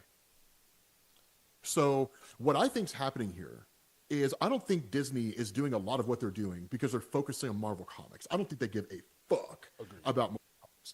What I think is going on is they're hyper-focusing on Marvel Studios. They're hyper-focusing on Disney, which is where all the money's at, right? I mean, as a frame of reference here, right? I mean, like let's just say that we be a little generous here and say that Marvel's annual revenue for 2025 was $300 million, right? Fantastic Four First Steps made $520 million. It made more, and that's like the lowest performing Marvel movie in recent years. It made more money than all of Marvel Comics and then some, almost twice what Marvel Comics made. Right? Wow. So I don't think Disney gives a shit about what's going on with Marvel Comics. I think it's just one of these things where Disney's making all these changes across the board and all their subsidiaries, and they don't really care how it impacts Marvel Comics. Now, it's not to say that like Tom Brevoort and CB Cebulski are like the last bastion of like protecting Marvel Comics from the evil hand of Disney. I mean, as I understand it, CB Cebulski was hired on as the editor-in-chief of Marvel because when he was pretending to be a Japanese dude, he was making all those connections out there, which were connections in Japanese artistic culture, right? So you're talking about people in manga, right, and whatever other parts of Japanese culture associate with that art form. So I assume that much like the American comic book scene, right, Marvel, DC, Image, Boom, Dark Horse, all the way down to the super obscure indies like Scout. I assume that when you're talking about Asian culture, that it's all just kind of one big mishmash, right? So like Japanese manga artists and writers are associated with like Korean manhwa writers and artists and creators. I think they all associate and talk to each other in some capacity. And so, as I understand it, he was made editor-in-chief because of his whole association with that other side, and his ability to Akita or Akira, his ability to associate with that whole other side and like bring a lot of that talent in addition to his ability to scout talent on a global level. It does not sound like he was made an editor-in-chief because of his ability to write. Because let's be honest, even when he was Akira, he was kind of a shitty writer. Yeah. To be honest, he was not a great comic book writer. And not only that, I'm pretty sure, I'm not going to swear to this, but I'm pretty sure Tom Brevoort had come out and explicitly stated he was not a fan of the Krakoa era. And so even when Dan Buckley handed down from on high, the president of Marvel, right, even when he handed it down from on high, that they were ending the Krakoa age, which theories abound that it was designed to bring the X-Men closer in line with the Marvel Cinematic Universe's vision of the team. But I don't know, because Marvel Comics is a black, and really the entirety of Marvel is a black hole of information. that Brevoort wasn't a big fan of that. And in the Marvel podcast and so on, that it was things like, well, now we have the opportunity to tell stories about the X-Men, who were separated in this. It was like, okay, cool. So basically everything up to the Krakoa age is what you're telling me. And even then, I mean, let's be honest with ourselves. Krakoa was Utopia on steroids. It was the logical end result of the X-Men living on that island off the coast of San Francisco. But it's the fact that they took that step and the fact that we got Krakoa and like everything that went along with it. It was a great idea. Well, dude, it built a whole new generation of X-Men fans. Oh, well, dude. Okay, so when I was because I posted the graph on Twitter when I was mapping this out, right? Because again, like post 2020, I had to focus on market share because we couldn't get comic book sales. The Krakoa age launches in 2019, and Marvel's financial market share starts going up. Now, again, it doesn't factor into the change. It includes a lot of things, right? It includes everything because it's just the straight numbers. So it was like everything Marvel was publishing, as well as like the increase in comic book prices and things like that. So it just says this quarter Marvel made this much, the next quarter they made that much, whatever. But 2024 happens, and like boom, Marvel just starts to crash. Like, I mean, that number just starts plummeting down. Now the cost of comics only went up, so that does not contribute to it. That was the same year that the Ultimate Universe launched. But the fact that the numbers were going down indicates that the Ultimate Universe wasn't really doing a whole lot to improve, Marvel's overall sales. In fact, it didn't look like it was doing anything at all. What happened in 2024 is the Krakoa era ended. Right. And so when you start looking around at like the fan, like when you and I, because what you and I do, right, when we're on Twitter and you're doing a podcast and I'm talking to you and you have fans in the comments section, all that kind of stuff, this is market research, guys. Yeah. All this is, it's market research, right? Now, granted, the people who are commenting in your comments versus the people who are actively watching your stream, it's the silent majority versus the vocal minority. But the fact is, right, this is market research, getting your ear on the ground level and seeing how people feel about things. So when somebody makes a video and they say Marvel Comics is in a really bad place, like what's his name? Gavin. Oh my God, Magic the Gavinan. When Magic the Gavinan makes a video, Marvel's in a really bad place, and that video breaks 100,000 views, it means there's 100,000 people who are interested in hearing what it is that he has to say, which means there's 100,000 people who feel the same way he does. And then the vocal minority just goes forward from there, right? And so when you look at something like the collapse of the Krakoa age, and at the same time, it's when Marvel launches their Absolute Universe. I'm sorry, DC launches the Absolute Universe, and the numbers for DC are going up, and the numbers for Marvel are going down. The ending of the Ultimate Universe, I don't think had anything to do with I don't think it had anything to do with anything. I think it was the Krakoa age, the ending of the Krakoa age, that really started tanking things for Marvel. And I think it's what came after, right? Because I have seen this talked about a million times, and people are not wrong. And honestly, with the Storm comic, it fucking pissed me off to no end when I saw that. Right, to the point that I never put personal commentary on how Marvel and DC handle their books within a video. And at the end of that video, I was like, this is some fucking bullshit. Like, I was mad. At the end of that Storm video, I was so pissed when they announced that they were going to cancel it. I was like, this is stupid. And yeah, I know it was his first video as well. Yeah, but I was so pissed off. The problem here is this. When Marvel comes along and they say, okay, so the new marketing scheme behind the scenes is we're going to launch a comic as 10 issues. And then in turn, we're just going to tell people it's an ongoing book, but we're actually going to treat it as a mini series. So we're going to we're going to max it out at 10 issues. We're going to go to the writer and we're going to say, you got 10 issues to tell a Psylocke story. You got 10 issues to tell a Storm story. You got 10 issues to tell a Magic story, right? Whatever in the hell. A Phoenix story. And if it continues doing well, then we'll greenlight it for more. But we're not going to tell the reader that. We're not going to tell the audience that. And so we're going to market it as an ongoing, but if it doesn't sell, we're just going to say that it was a mini-series the whole time. You literally condition your fans not to trust your content. Yep. You condition people not to trust, so that now, I mean, the first time you do it, the first 1 or 2 times, okay, cool, comics get canceled, whatever, and it is Magic, right? I mean, you know, Magic's never been able to hold an ongoing series, even when they tried. And hell's bells, they had a team-up book with Magic and Storm back in the day, and they couldn't hold a solo book. Wow. Yeah, it was really, really cool. I mean, it was cool. It was a mini-series. I think it was always billed as a mini-series, but it was still a mini-series. Right? It was still a cool story. I would have liked to have seen it continue on, but, you know, it didn't. The fact is that fans accept the fact that comics get launched, and sometimes those comics get canceled. Whatever. That's just part of the business. That's just the way that it goes. Yep. The problem that fans have is fans don't want to be tricked. Fans don't want to be hoodwinked. They don't want to be told, here's a new Magic comic, and it's an ongoing series. We're going to say it's an ongoing series when we do the solicitations, or we do our panels at San Diego or New York, and then the comic ends, and then fans are told, well, no, it was always going to be a maxi series. What are you talking about? Right? Fans are like, no. You said it was an ongoing book, and now, and like, what in the hell? Right? That's the problem, is this the disconnect. Because the reality here is that fans get attached to this stuff. Right? Like, I know people right now, for example, like I cover the Cyclops miniseries. I know people for, like, right now in my comments section, it's full of people who were just like, this story was dope. This is what Cyclops needs to be. And I have seen, what was it, in the video that I did where I was catching people up on what was going on with Cyclops after Krakoa, that people were just like, okay, so Cyclops is dope in the X-Men. And it's like, yes, right? Cyclops is like the one thing that Jed McKay is getting right about his X-Men run. He's a great writer. Right, but like he's writing Cyclops the way Cyclops should be written. Right, fans get attached to these characters. They get attached to the miniseries. They want to see where the stories go.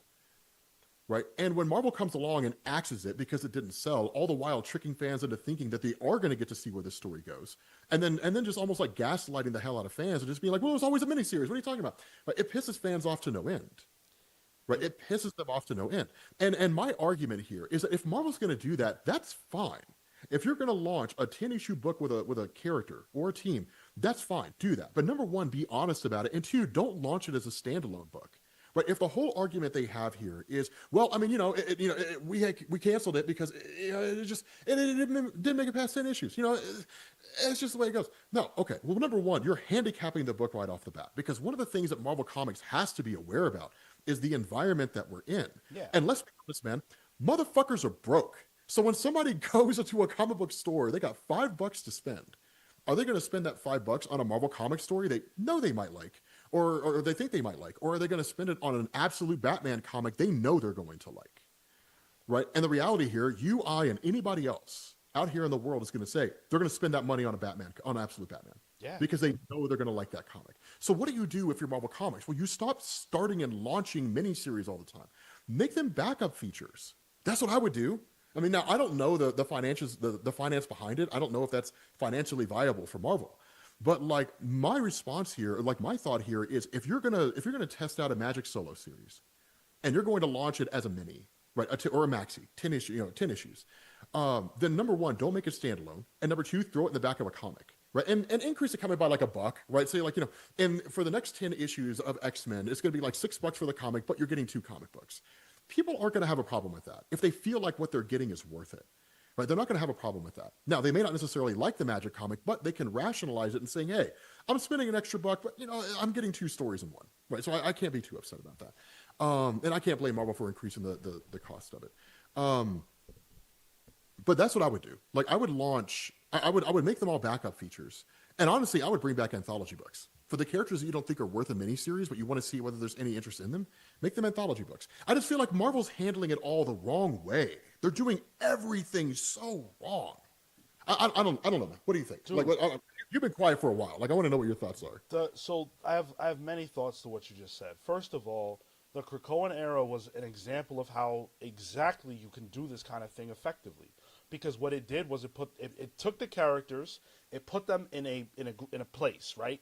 And then it made them react to the place. It let the world react to that place. And that was exciting because it's like, well, how does Cyclops feel about being on Krakoa? Let's follow that in X-Men. How does Psylocke deal with that? How does Kitty deal with that? Let's follow that in Excalibur, right? So like you had these books that felt like they had a purpose, and they were telling a different side of the Krakoan story. Whereas now, I'm not sure what the X-Men story is. I don't know what the clear line story is, other than I guess 3K, which I don't give a fuck about, because who the fuck is 3K? That just sounds like some racist shit. Like I don't, I'm not into that. 3K is cool. Like 3K is basically, I mean, it's dumb. Like I wouldn't say it's dumb, but it's silly. It's basically just a handful of people who were trying to turn the Earth's population into mutants in 3,000 years, so that mutants officially dominate the world. Yeah, that's all it really is. Which, fine. There has to be something, but it doesn't feel like there's any forward momentum to the X line right now. And quite frankly, my theory is that we're in a holding pattern until they get to the movies. I was going to ask you about that. Do you feel like what's going on here is that anytime a writer comes along and says, hey, I want to do this story with the X-Men, that C.B. Cebulski or Tom Brevoort, whoever, is just like, well, I mean, let me go talk to Kevin Feige, and they go pitch the idea to Feige, and he's like, don't do that shit. We might want to do it in the X-Men movies. Like, do you think that's what's going on with Marvel Comics? I don't. I think this is actually Marvel Comics' own doing. I think that in-house, Tom Brevoort's position is, let's, tell these kind of run-of-the-mill stories. Let's bring them back to flat ground. And then when we're ramping up for the movies, we'll do something really crazy and bring that heat back. Because comic books are really like a rubber band, right? That's a good point. You're always rubber banding in comics. And to go from Krakoa, which they stretched that rubber band out as much as they possibly could, it had to snap back. So we've snapped back, and now we're going to have to start stretching again. But this era is as close to basic meat and potatoes X-Men as you could possibly get. And that's a boring meal to me at this point. Yeah, actually, you know what? I'm gonna text that. Actually, send me that idea in a DM on Discord, because I'm thinking about making a commentary video talking about the state of Marvel. And if I do, and that point gets made, I want to make sure that I reference you, because you're the first person that I mean, other people may have said it, but you're the first person I've heard to raise that point and saying that what Marvel's doing is they're effectively spinning their wheels and killing time until the X-Men movies come out, and then they're just like, okay, let's tell great X-Men stories now and build on the success and popularity of it. That's a really good point. Are you a fan of Gail Simone? Am I a fan of Gail? I am a fan of Gail Simone in the sense that I think she's a great comic book writer. I'm not a fan of her Uncanny X-Men run, but I don't think it's a reflection of her ability to write. That's exactly what I was getting at. Yeah, I think it's a reflection of the handicaps being put on Marvel. Because one of the things people tend to forget, Gail Simone's been in this industry for years. Like take Deadpool, for example. Deadpool breaking the fourth wall, that kind of started with Joe Kelly. It happened like twice in his Deadpool run from the late 90s. But like Gail Simone and Christopher Priest were the ones that made it big, right? Gail Simone is one of the people that made Deadpool really, really popular. Really, really cool. I think Gail Simone's a great writer. To say nothing, she was the one, she did Batgirl, didn't she? She did Batgirl, yeah, during the New 52. And I don't remember if she did Gotham City Sirens, but her Batgirl run was phenomenal. Yeah, Gail Simone. Birds of Prey, that's what it is. Yeah. But yeah, Gail Simone's Batgirl run, like she's a solid writer. So no, I don't take the X-Men or the Uncanny X-Men comics and hold it over her head as being a poor writer. No, not at all. And neither do I, and it's weird because Gail's one of my favorite writers. I can't read that book anymore. I mean, she's not one of my favorite, but she is a good Gail Simone, if you happen to see this, I'm sorry. Like she's not one of my favorite writers, but I think she is a great writer. But wait, so you've totally dropped. Oh, okay. I'm X-banned. I'm banned from X-Men. Dude, what books have you dropped? All X-Men. All of X-Men? You know what? I don't blame you. You know what? You want to know something crazy? Outside of the video that I made on catching people up of what's happening with the X-Men and the comics that I had to read to do it, I have not been reading X-Men. Why? I mean, I've been reading it enough to keep track of it, to know what's going on, but I haven't been like sitting down every week and reading it. Like I'll wait for like 2 or 3 issues to come out, and then I'll catch up. And then I'll wait like another 2 or 3 issues to come out, and then I'll catch up. But in terms of me being like glued to the comic, like it comes out and I'm there, it's on my pull list. Nope. That's not the thing. Let me get this super chat, and then I wanna switch gears. I have a question for you. Pat Zay with the 9.99, love you, brother, says Sean and Rob together, bro. This shit means something to me. Full circle moment. Rob, you outside? Please come back for a full episode with the other pals soon. Sean, you put up a triple double. Woo. Thank you, brother. Yeah, we got to get you on here. Every time you come on, it's a pop up.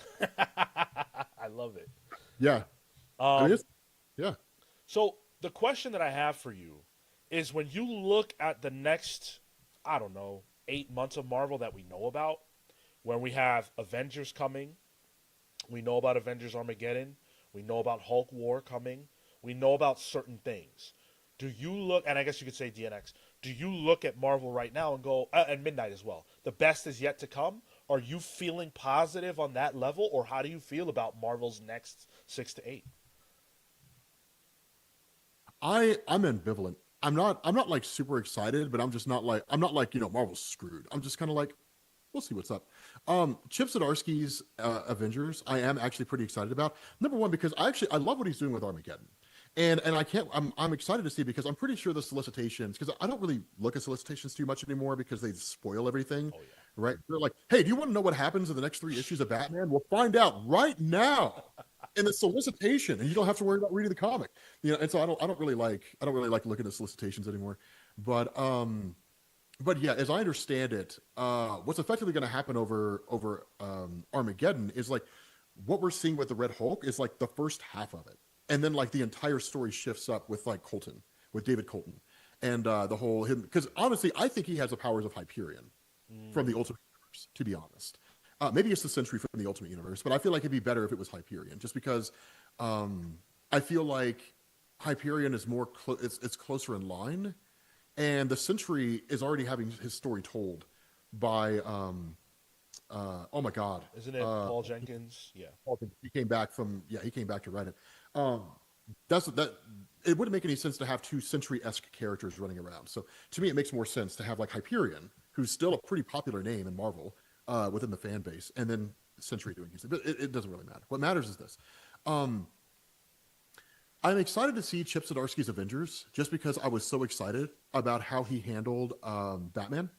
So I'm interested to see what he does with it. But because of the overall state of Marvel, I'm probably not excited. I'm not as excited as I would have been like 3 years ago, if it was announced that he was doing, that he was doing Avengers, or if they had announced him doing Avengers coming off the heels of his Daredevil run. Then I probably would have been like, okay, yes, dude, I'm so down, right? But I'm kind of on the fence just because of where Marvel is as a whole. For the Midnight Universe, I'm kind of in the same boat you are. I understand why they launched it with Spider-Man and Fantastic Four and everything, because they're like the big names, the big draws, right? Midnight Avengers or whatever. That universe kind of seems the perfect place for the Midnight Suns. Yeah. Like, why not make it like a Midnight Suns universe?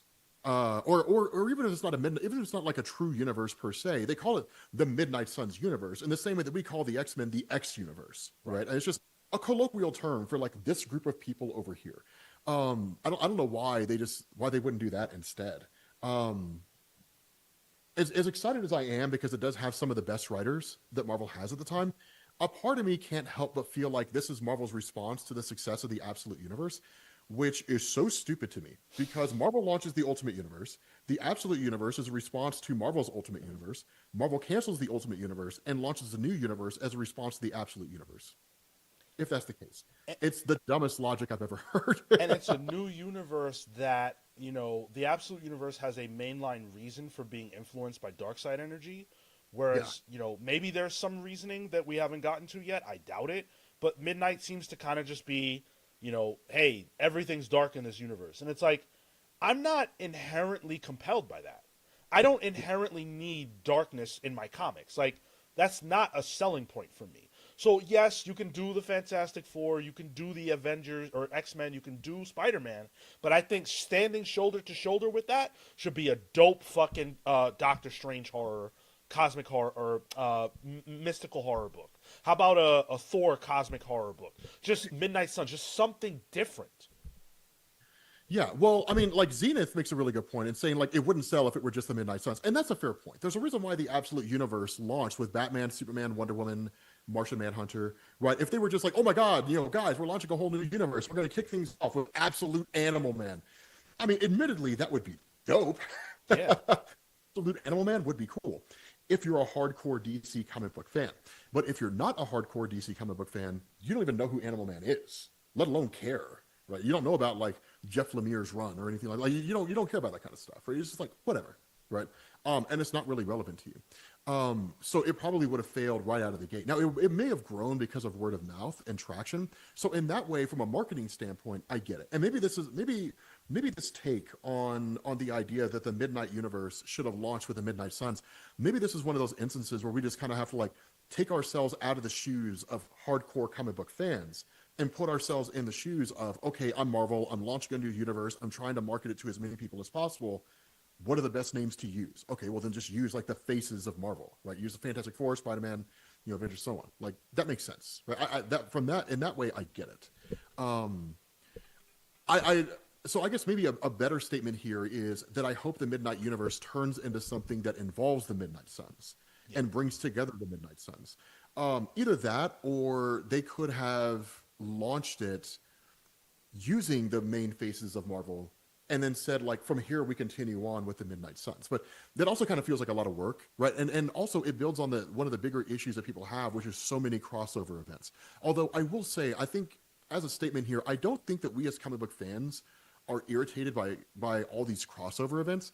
I think we're irritated by the crossover events that don't really seem to be self-contained and serve a functional purpose. Like when you look at Blood Hunt, right? Like, what was the point of Blood Hunt? In hindsight, what was the point of Blood Hunt?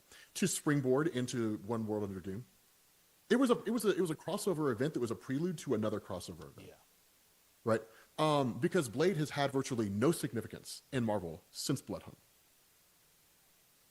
No one Right? that book tried to make pop has had significance. Moon Knight has a book, but when you say significance, I take.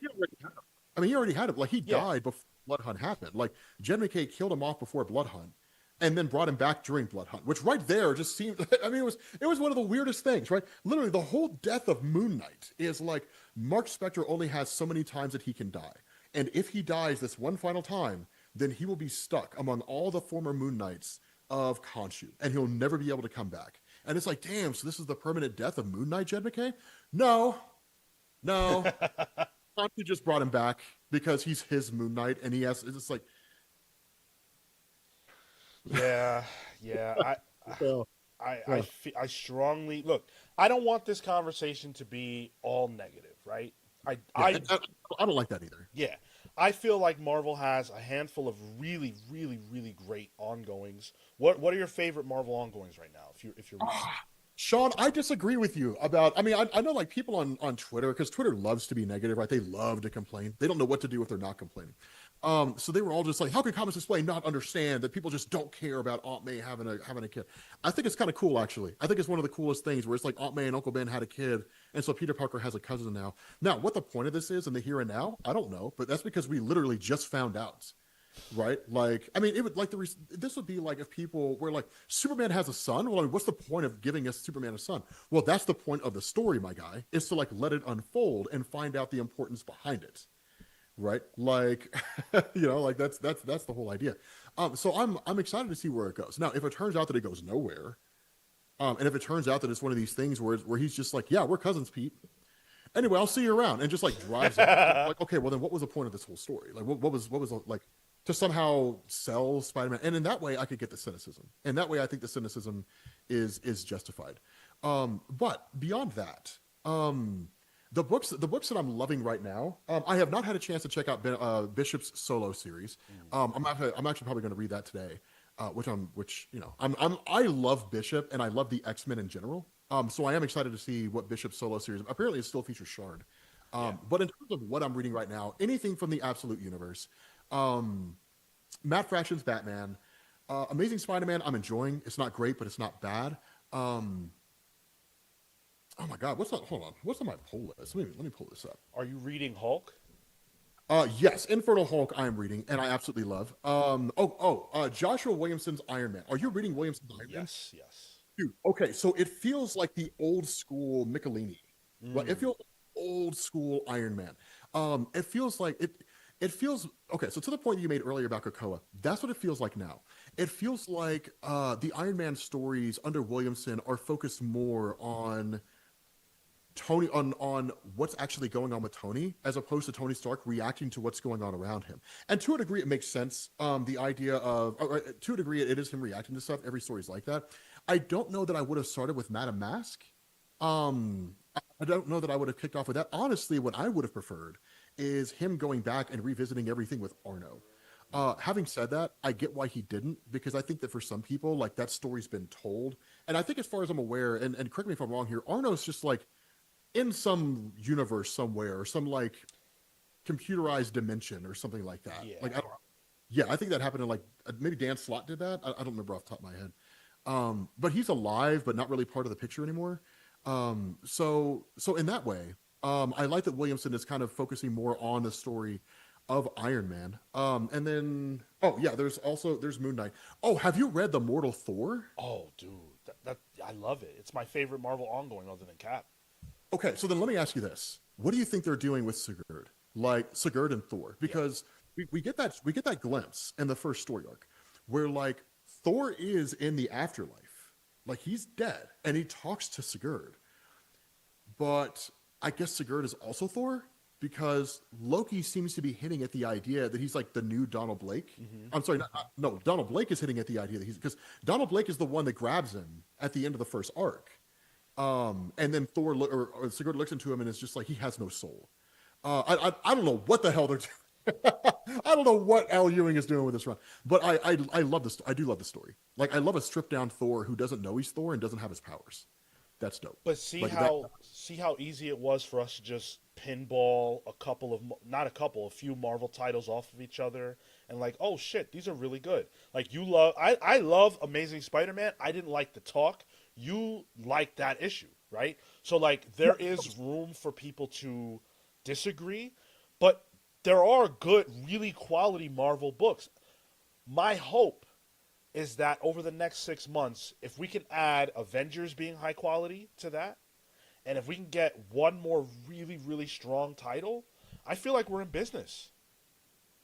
Oh, I mean, yeah, that's an important distinction. And the other thing that I'll put out there is Captain America. Let me tell you something, man. The way Captain America is right now is very similar to how I felt about Captain America during Nick Spencer's run. I know Nick Spencer's run is very polarized, I know that there are a lot of Captain America fans out there who were just like, no, fuck that noise. That run sucks. But I loved it, right? And honestly, I have not cared about Captain America for quite some time, but it's got me back in.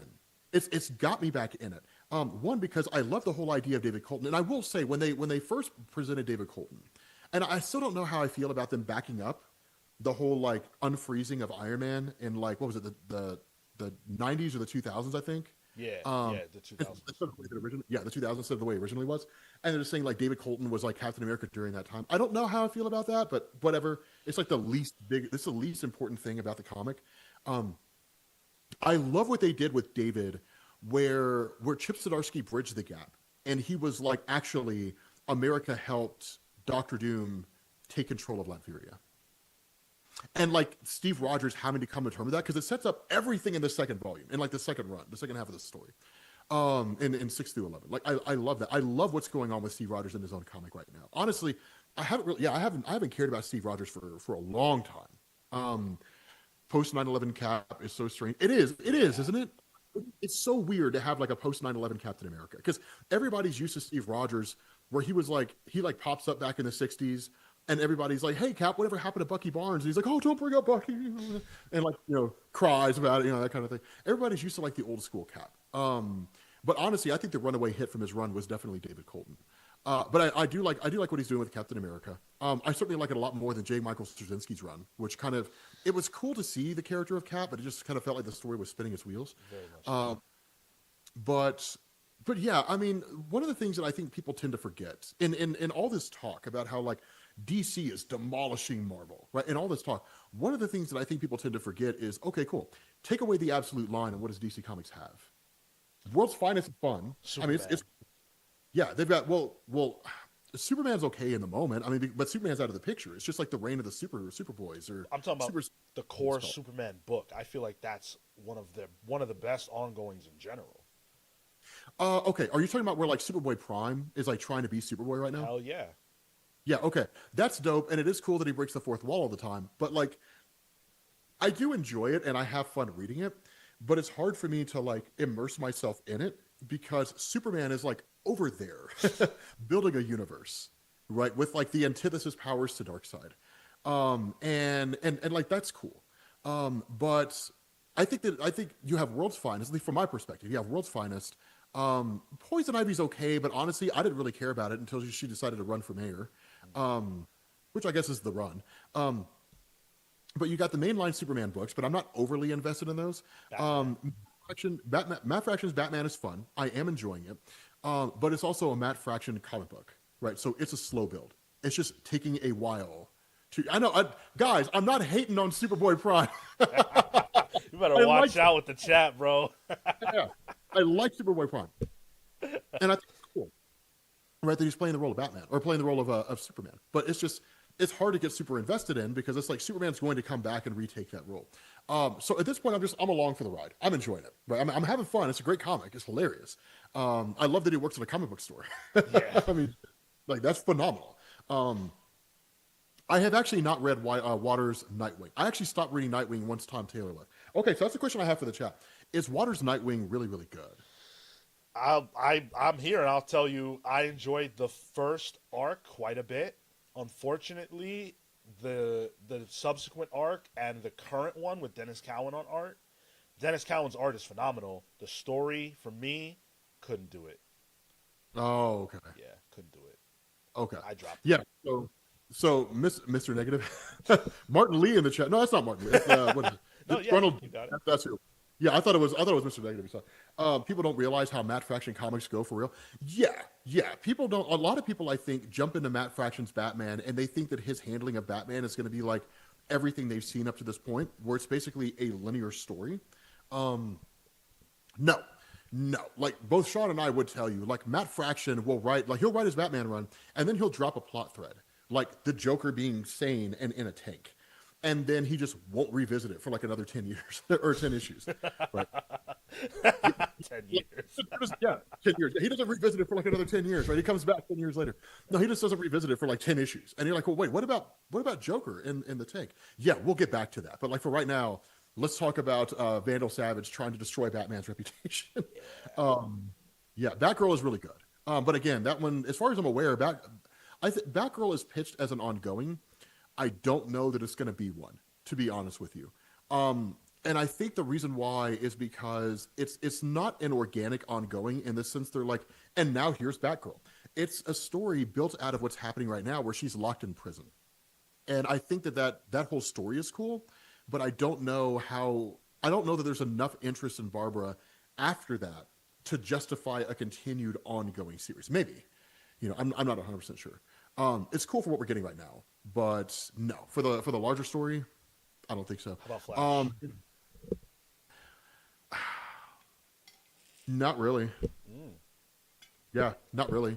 Flash. I mean, I was reading Flash during DCKO because I liked that storyline, but I haven't read Flash for a while. I think the last Flash comic, the last major Flash ongoing that I read before that was the 1 Minute War. Oh, okay. Yeah, it's been not Babs. No. Batgirl is the Batgirl comic is They're talking about Cassandra Cain Batgirl. Oh, no. You don't like Wait, that? hold on. Okay, hold on. So did I get it wrong? Because I thought the Batgirl comic. You're talking about Barbara Gordon Breakout. They're talking about Batgirl proper. Oh, wait, I thought they were. Wait, hold on. Okay, so this is when I make myself look like an asshole. Hold on. So did they launch a solo Batgirl comic featuring Cassandra Cain? I thought the current Batgirl comic was the series, like they were building on the series with Barbara Gordon when she was in prison. No, this was a Dawn of DC launch. I'm pretty sure. Not Dawn of DC. The next All In. It was a part of All In that we got that book. It's actually pretty good. Is it pretty good? No, then I haven't read that one. Okay, then that's my mistake, guys. Like I totally screwed that one up. I thought the current Batgirl book was the one that was based off of Barbara Gordon. I didn't realize that they had launched the Cassandra Cain Batgirl. Okay, well then we're gonna add that to the pool list. yeah, you'll like it. It's good. So, people are gonna be like, Rob doesn't know anything. Yeah, okay. You're one of the biggest fucking knowledge bases in the space, so they're wrong. But I did want to say If you're not reading Flash, I think it's worth a shot. This current iteration of Flash by Ryan North and Gavin Guidry, I genuinely think it's incredible. And it's not because Gavin is a friend of the channel. It's because his artwork is perfect for that like Silver Agey, Wally West styling. And Ryan North is bringing what he does over at Fantastic Four just to Flash. That was the other title from Marvel, Fantastic Four. Yeah. I love what Ryan is doing with Fantastic Yeah. Four. It's an adventure comic that feels very reminiscent of Stan Lee, Jack Kirby, and even Walt Simonson's run. So I do love what he's doing with Fantastic Four. Yeah, no. So okay. Yeah, then Flash I'll have to add back in. Wait, was Ryan North writing it? Was he the one that was doing the tie-ins for DCKO? No. Because I don't know who wrote the tie-ins. That was Mark Waid and someone else, but it was Mark Waid. Okay, cool. And then Jeff Lemire's Fury of Firestorm. I fucking love Fury of Firestorm. And you know what I love about it? I love how overpowered he is. I love how cracked he is. That he turns the entirety of the town to glass. And I love that they're carrying that out. Because so let me know what you think about this. Because people were asking me, they were like, how do I get into Firestorm? And I was like, honestly, I would go from Doomsday Clock. Yes. And just jump straight into Jeff Lemire's run. Yes. Because they do all this stuff in between where the power passes to like a new guy. I can't remember his name. But yeah, like the power passes to, and like there's a whole ass thing. I think it's part of like Future State and all that kind of stuff. Oh my God, what was that huge New Frontier and all that? But I was like, skip over all that shit. Right? Just like miss me with all that. Like just go and read Doomsday Clock. Firestorm goes crazy. He gets sent to the past by... Oh, wait a minute, because isn't that the one where Ronnie Raymond learns that the Superman conspiracy is real? And you're talking about in Doomsday Clock? In Doomsday Clock? Yeah. Firestorm existed, but yeah, there was this whole narrative run between Doomsday Clock and this from Jeff Lemire, but none of it stuck. None of it mattered because I think. Because I know right now, Martin Stein is laid up in a hospital. Is he laid up in a No. He's burning the evidence. He's burning papers, right? Because at the ending of one of the more recent runs, Martin Stein. That's what it was. The idea was that Martin Stein was aging up and dying because the Firestorm powers were like basically burning his body out, and so they tried to write out Martin Stein, and they had Ronnie bonded with somebody else. Right. And people were just like, no, this sucks. Like this story's ass. And so they like Jeff Lemire's just like, nope, we're forgetting all that. So yeah, just go from Doomsday Clock to this. So yeah, if you guys are interested in Firestorm, I would skip everything that happened between Doomsday Clock and this, and I would just go from Doomsday Clock directly to this. It does feel very complimentary. Yeah, it does feel very complimentary. So Fury of Firestorm is really, really solid. I literally have to pull up like my list of stuff because I have to read everything. Yeah. Such a pain in the ass. Dude, it's such a pain in the ass. We do such different things. You have the responsibility of reading everything because you have to be a repository of knowledge. That's what you're I have to read like even the shit that I don't want to read. Like I have to read it. I don't necessarily have to, but sometimes I do because something dope okay, so here's a really good example. Something dope happens in it. So Jed McKay's Avengers. I was not a fan of his Avengers run at the outset, right? Just because it's Kang, right? It's like pulling teeth trying to get anybody to care about Kang, and that's why it's so disappointing that the whole Kang narrative didn't happen in the MCU because it's gone a long way to making people give a damn about Kang the Conqueror, because unless he's showing up looking like Cable from 1993 with just the biggest gun ever and just dominating the Avengers, nobody really cares about Kang. And so I'm reading through and I'm like, okay, God, this book is kind of a slog. But then you get to the final arc when they go back to Battleworld from Secret Wars 2015. Like Castle Doom is there, and like dude, did you read that arc? I did it. Oh my God, dude. Okay, you need to read it, man. Dude, it's amazing. So there's this device that like they're trying to track down. And they end up going to Reed Richards. And Black Panther has this conversation with Reed, and he's like, we're the only ones who remember Secret Wars 2015. And we're the only ones who remember the total. And like Black Panther starts like it's crazy because like once the rest of the Avengers go, none of them remember. Carol Danvers doesn't remember, no one remembers. And so they're like, what is this place? And T'Challa's just like, it's the remnants of a place called Battle World. And he's like walking them through what happened during Secret Wars 2015. And I'm just like, dude, I get to that point and I'm just like, okay, this is dope. Because by that point, I had dropped off, I think, at the second storyline. I was like, I have to go pick back up. And I had to, there was the only reason why I really did it is because he wraps up all the plot threads of all the, like these different teams and stuff like that, like from over the course of the run. But I loved Secret Wars, and I was like, wait, the Avengers go back to Secret Wars 2015, so I love it, and that's why I kind of have to read everything, because even if a book is ass, right, like I'd like to kind of be caught up and like, okay, so another really good example is the Adamantine storyline and Wolverine right now. Yeah. Okay, cool. So like, there's a metal out there. It's the metal of the gods. And then like we learn about it, and Wolverine faces off against all these people who have been infected by it, and then it runs all the way up until Romulus. And then what happens? He's just hanging out in the woods with like some mutants trying to evade capture for like 10 issues. Yeah. 8 or 9 issues or something like that, and like nothing happens. And he bangs Silver Sable, right? And then like you get to his fight with Adamantine, and like he goes to like hit this thing with his claws, and it shatters the. Have you read it? Have you read the Wolverine? I stopped because I wasn't into it, but I've read up until what you're saying.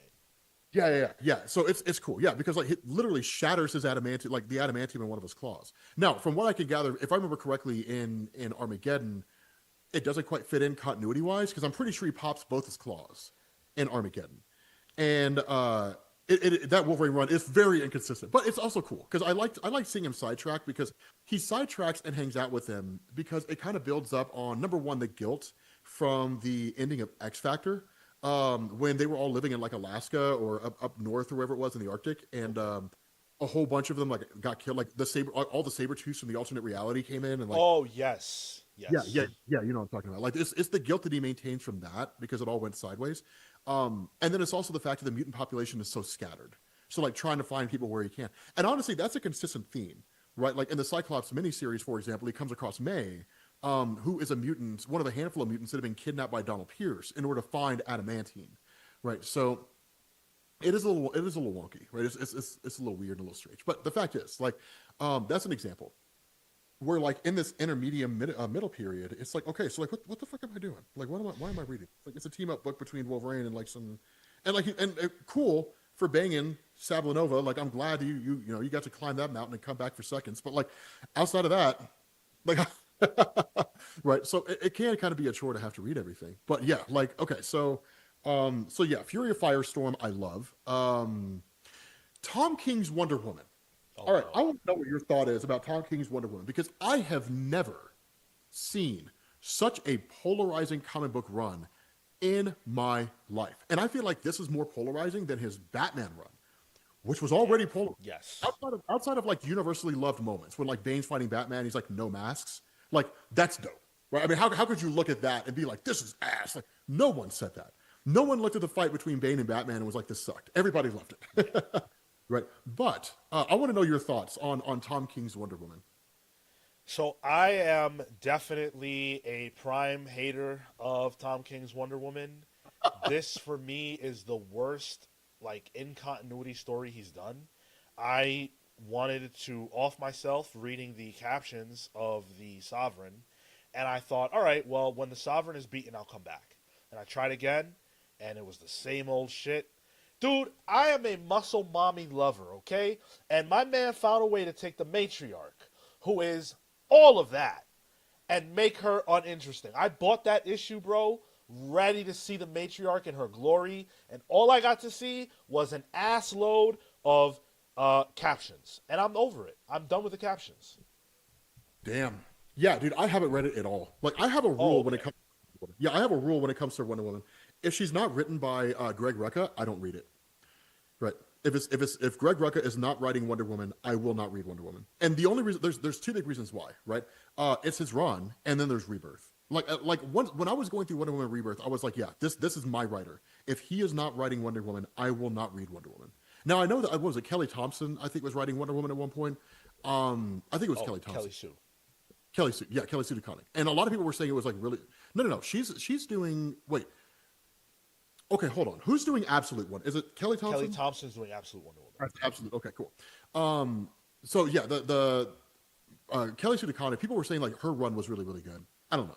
I wasn't reading it. If it's not Greg Rucka, I will not read a Wonder Woman comic because, in my mind, and no disrespect to anybody out there who has or is currently writing Wonder Woman, to me, Greg Rucka is the only one that really grasps Wonder Woman as well as anybody. Like I don't know if I trust anybody else. His run was so solid, and the way he handled her during Rebirth, yeah, the truth, the lie, Yes. it was amazing. Yeah, Dude, it was, I go Rucka, I go Azzarello and Chang, Gail Simone. great. I've heard Azzarello was incredible on Wonder Woman. Maybe I should give him a chance. But yeah, Yeah. Look, I want to keep the conversation rolling. We are not done for a long shot. Or do you have to go, or are you hanging out? no, dude. I mean, I got to clean the house. Like, I got to do a deep clean of the house, but I'm free for the most part. Okay, because we've got a little bit more show to do, and I would love to keep you around. Just keep talking because we've got some fun stuff to get into. And I have a question for you that's going to tie into our next segment. So we do a book club around here every single month. The book that you all voted for over on patreon.com/thecomicspals is For All Seasons. And so we're going to talk about Superman For All Seasons on the 30th God, of June. I love Superman for All Seasons. Yeah? Oh my God, yes. It's an unofficial anthology book. Yeah. I love Superman for All Seasons. Oh, it's so perfect. The 4 parts of his life. Oh my God, yes. Superman for All Seasons. Okay, I'm sorry. Go ahead. No, you're good. We're going to read that for the book club. And what we're doing for this month, our countdown for this month, is our top 5 favorite Superman villains. So I thought it would be interesting to hear from you, Rob. You don't have to have 5 if you don't, but like maybe 1 or 2 Superman villains that really stand out to you that you really love, if you have them.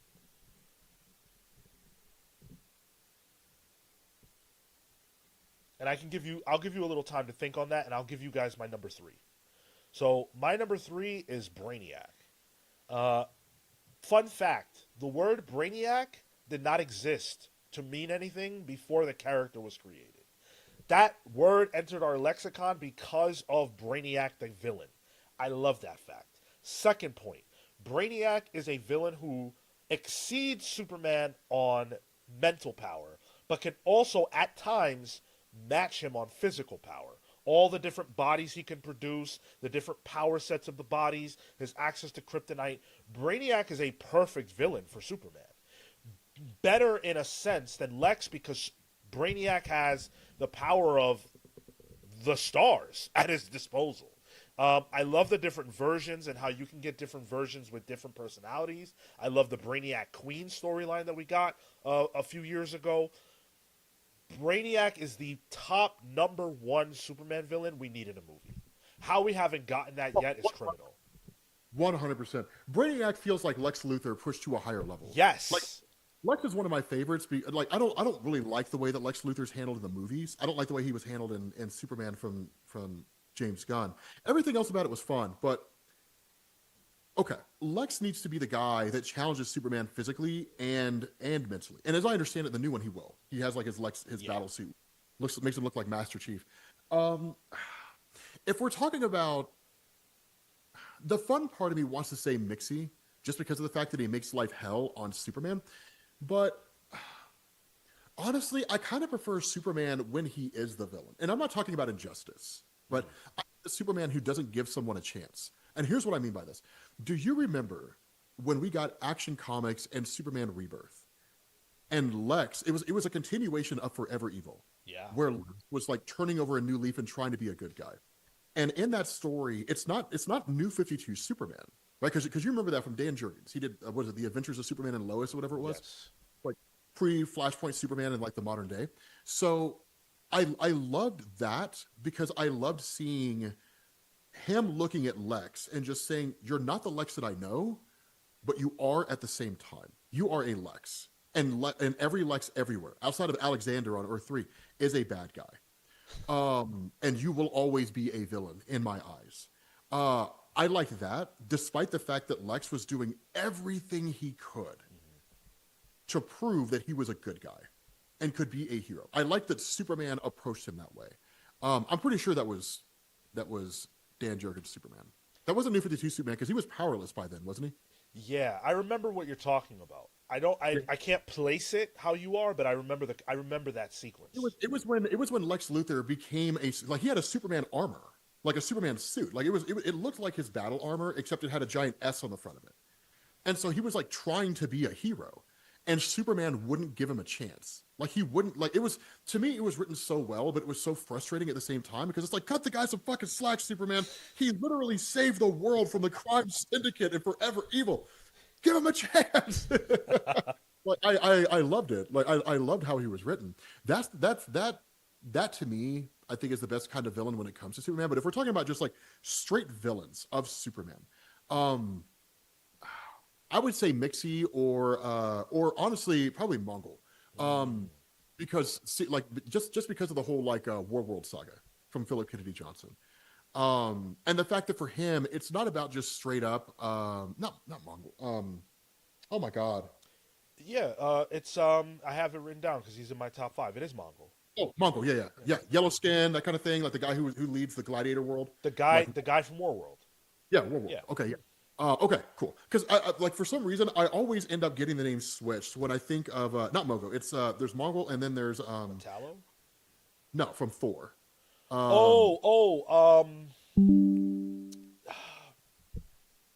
Yeah. I know. Yeah. Yeah. But yeah, I always like I always like struggle to get their names right, and I know who they are. I know the difference between the two, Yeah. but it's like I always end up switching their names. I would say Lex Luthor, but Lex feels too cliche to come out and say like Lex Luthor, right? Because I feel like everybody says it. Mangog. There we go. Thank you. Yeah, everybody comes out and it's just like, yeah, like Lex Luthor, he's number one, and he is. Like he's like the OG Superman villain, unless we're talking about Ultra Humanite. But he's like the first real villain for Superman. But I don't know. Yeah, I'd probably say Mixie, Brainiac, or honestly Bizarro. If we're talking about having a good time, Bizarro, right? That guy's a dipshit, but he's hilarious. Are you reading the Bizarro book right now? You're none? No. Yeah, me neither. I mean, I unfortunately did read the first issue, and that was a huge mistake. Oh, really? Yeah. Yeah, Bizarro's one of those. Yeah, Bizarro's he's wonky. Yeah, Well, he's wonky. Marvel and DC both put out their solicits this week, and I know you're not a solicit guy. Oh, you know what? The hell with it. I'm here. Let's go through it. Yeah. We're not going to go through the whole list because I don't have time for that. Neither do you. But there were a couple things that I did want to address. Actually, send me the link over Discord so I can Sure. Yeah, I'll send you the show notes right now. Over Discord so you can take a look. Yeah, we're not going to go over the whole solicitation, but I did want to talk about the blind bags that. You and your blind bags, my guy. Well, we have to talk about them. Actually, somebody brought up Manchester Black. Manchester Black is dope. One of the most powerful telepaths and telekinetics in DC. He's dope. Manchester Black is a good a good call. Yeah. Actually, hold on one second. I gotta let my dog out. Yeah, no problem. Yeah. I will man the ship. So, Marvel has shown off Avengers #1, and we now know that, of course, it's going to have blind bags to it, which I am super excited about. I shouldn't be, but I can't wait. And the variants look awesome. This is going to be a massive, massive launch. I can't wait. I've got some of the variants here that I can share on stream with you guys. Where are they at? I'm going the wrong way because I think this shit looks so cool, dude. Oh, here we go. Yeah. Okay, is it the Bleeding Cool one or which one are you looking at? So for the Marvel stuff, we're looking at. Do you have the Comics Beat article? Yeah. You sent it to me. Yeah. So yeah, I think these covers look sick, and there is something interesting to talk about with these covers because they are very well. I guess it's not obvious unless you know it, but there is another person who will be on the team who none of the covers are showing. Well, I was going to say because the Captain America looks kind of Ed McGuinnessy to a degree. True, Like, and also, if you notice, Cap is only on that cover. I assume he's one who survives. unless they're going to kill Captain America. So in current Cap, he did die, or at least was put into a coma. So he's in hell right now with Helen. Well, his spirit's fighting against Mephisto. Right. Yeah, But he's not dead. He's not dead. But for all intents and purposes, I was like, wait, did he die when he was in a coma? he's out the way. He's out the way. So the question with this is, who is the person who's going to be on the team that the covers aren't showing? And I do believe it will be a version of Captain America. But the question is it David Colton? Is it Steve Rogers as some kind of a ghost? Not a ghost, but like some type of different iteration. Sorry? The Ghost of Christmas Steve? Yes. Or is it Sam Wilson? I think it's a Cap. What do you think? I mean, Sam Wilson is already kind of Cap because they didn't revert him back to Falcon. No. Yeah. I mean, I know they tried. They did like a Falcon miniseries for a while. Folks hated it, so they rejected it. But a part of me wants to say David Colton. The only problem I have with that is either David Colton gets depowered, which asks the question, what was the point of giving him an origin box in the first place?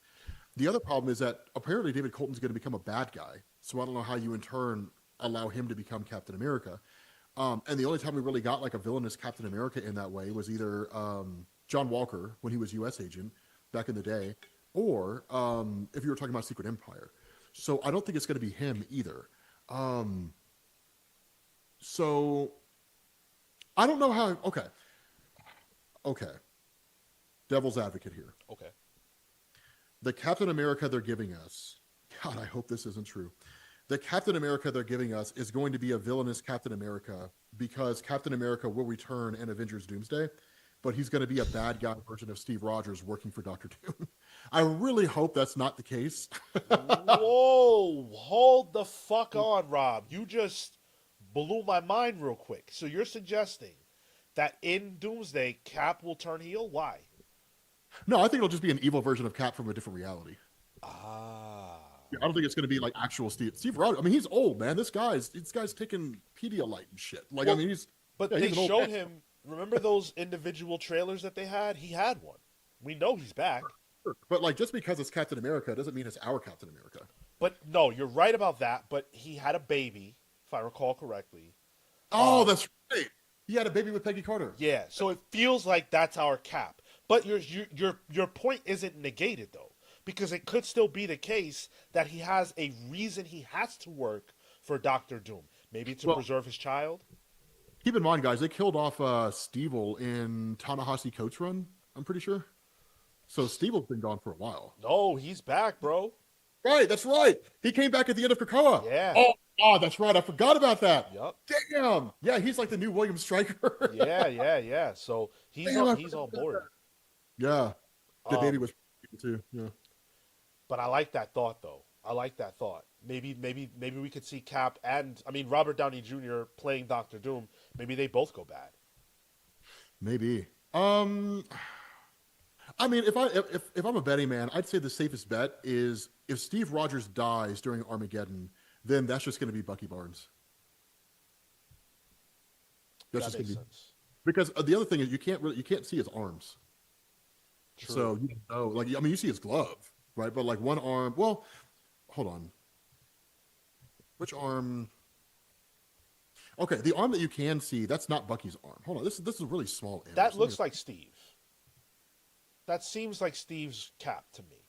Kind of, but I mean, Bucky looked like Steve when he had the mask on, to the point that people didn't know it wasn't Steve. My man was rocking them guns, bro.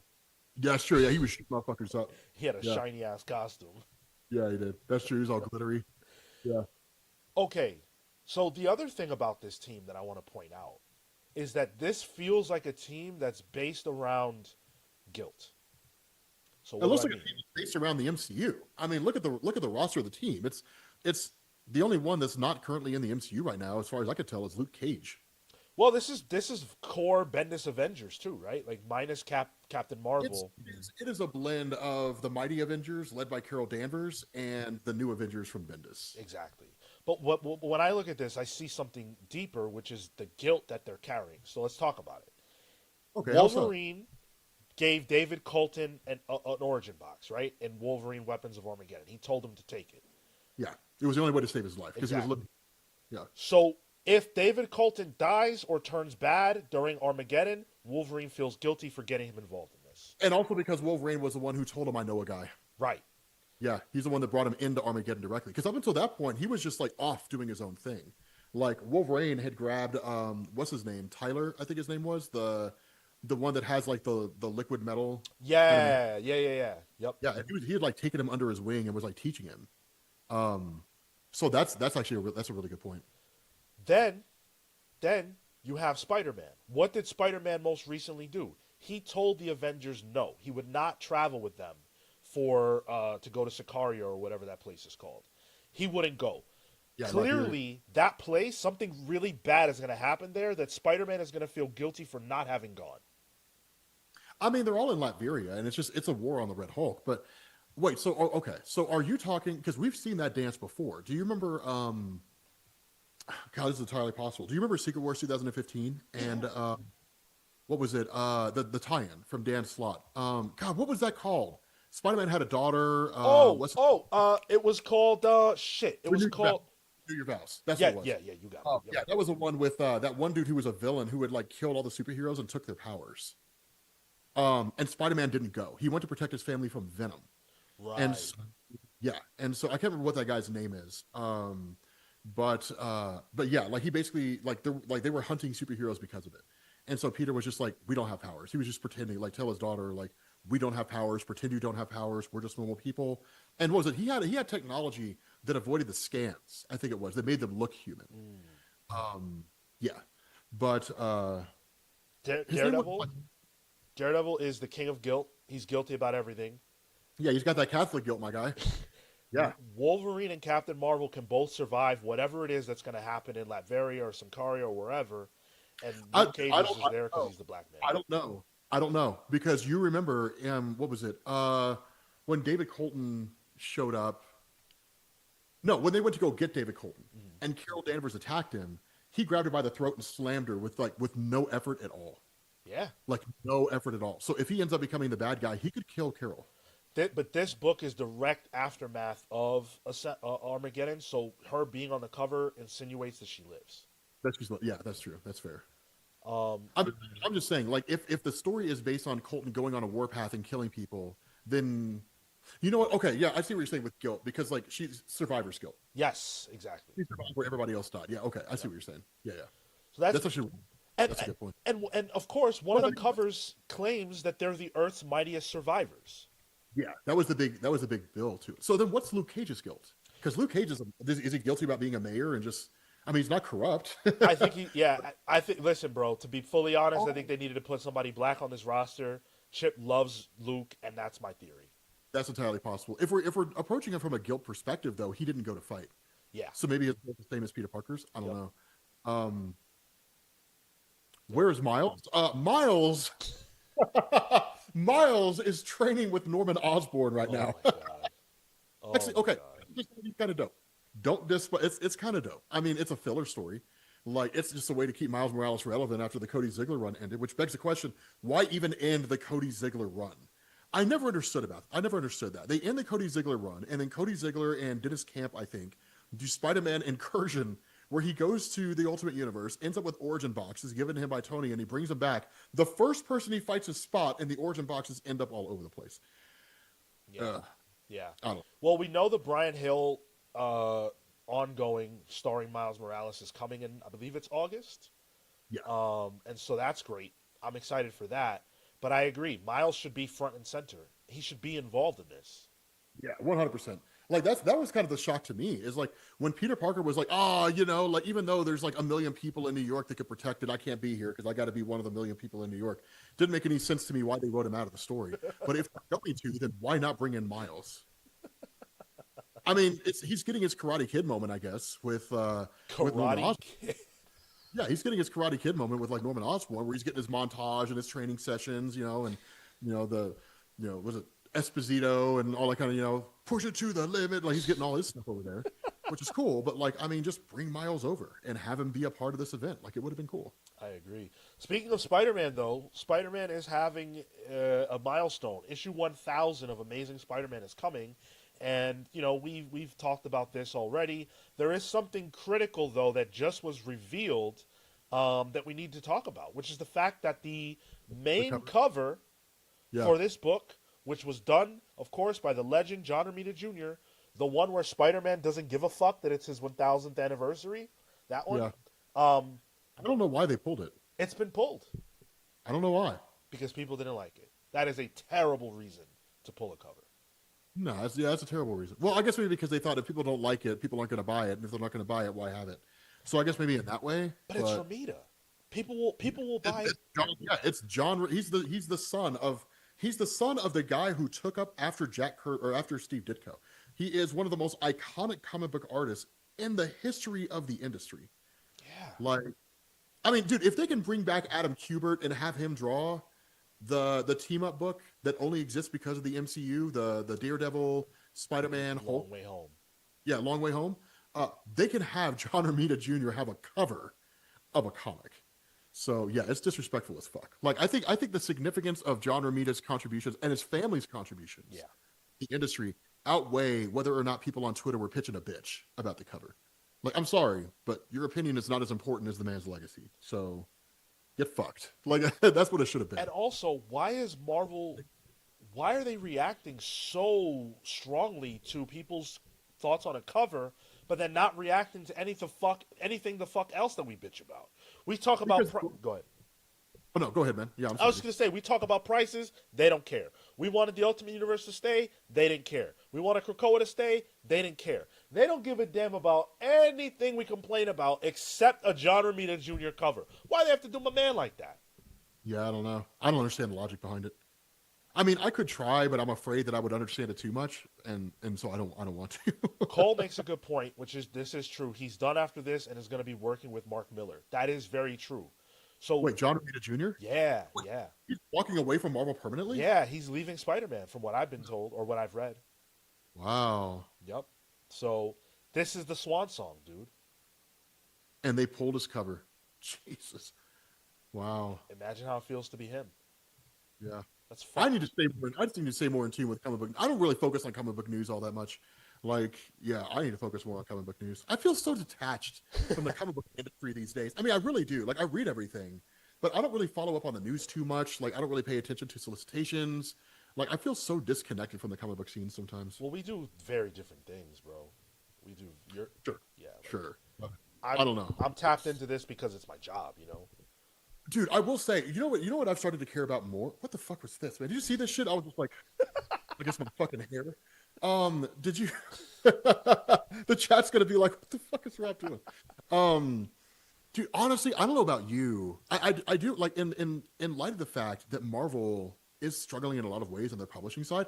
I've actually kind of found myself with a renewed interest because I used to love it back in the day. I found myself with a renewed interest of like the history of Marvel, like the history of Marvel as a company. Yeah. Like I'm way more interested in that now, like the behind the scenes shit, like dude. Okay, like, so do you want to know? You want to know something fucking crazy? Yes. Okay, Fantastic Four #1. Have you ever wondered why the cover of the comic looks that way? I guess not. No.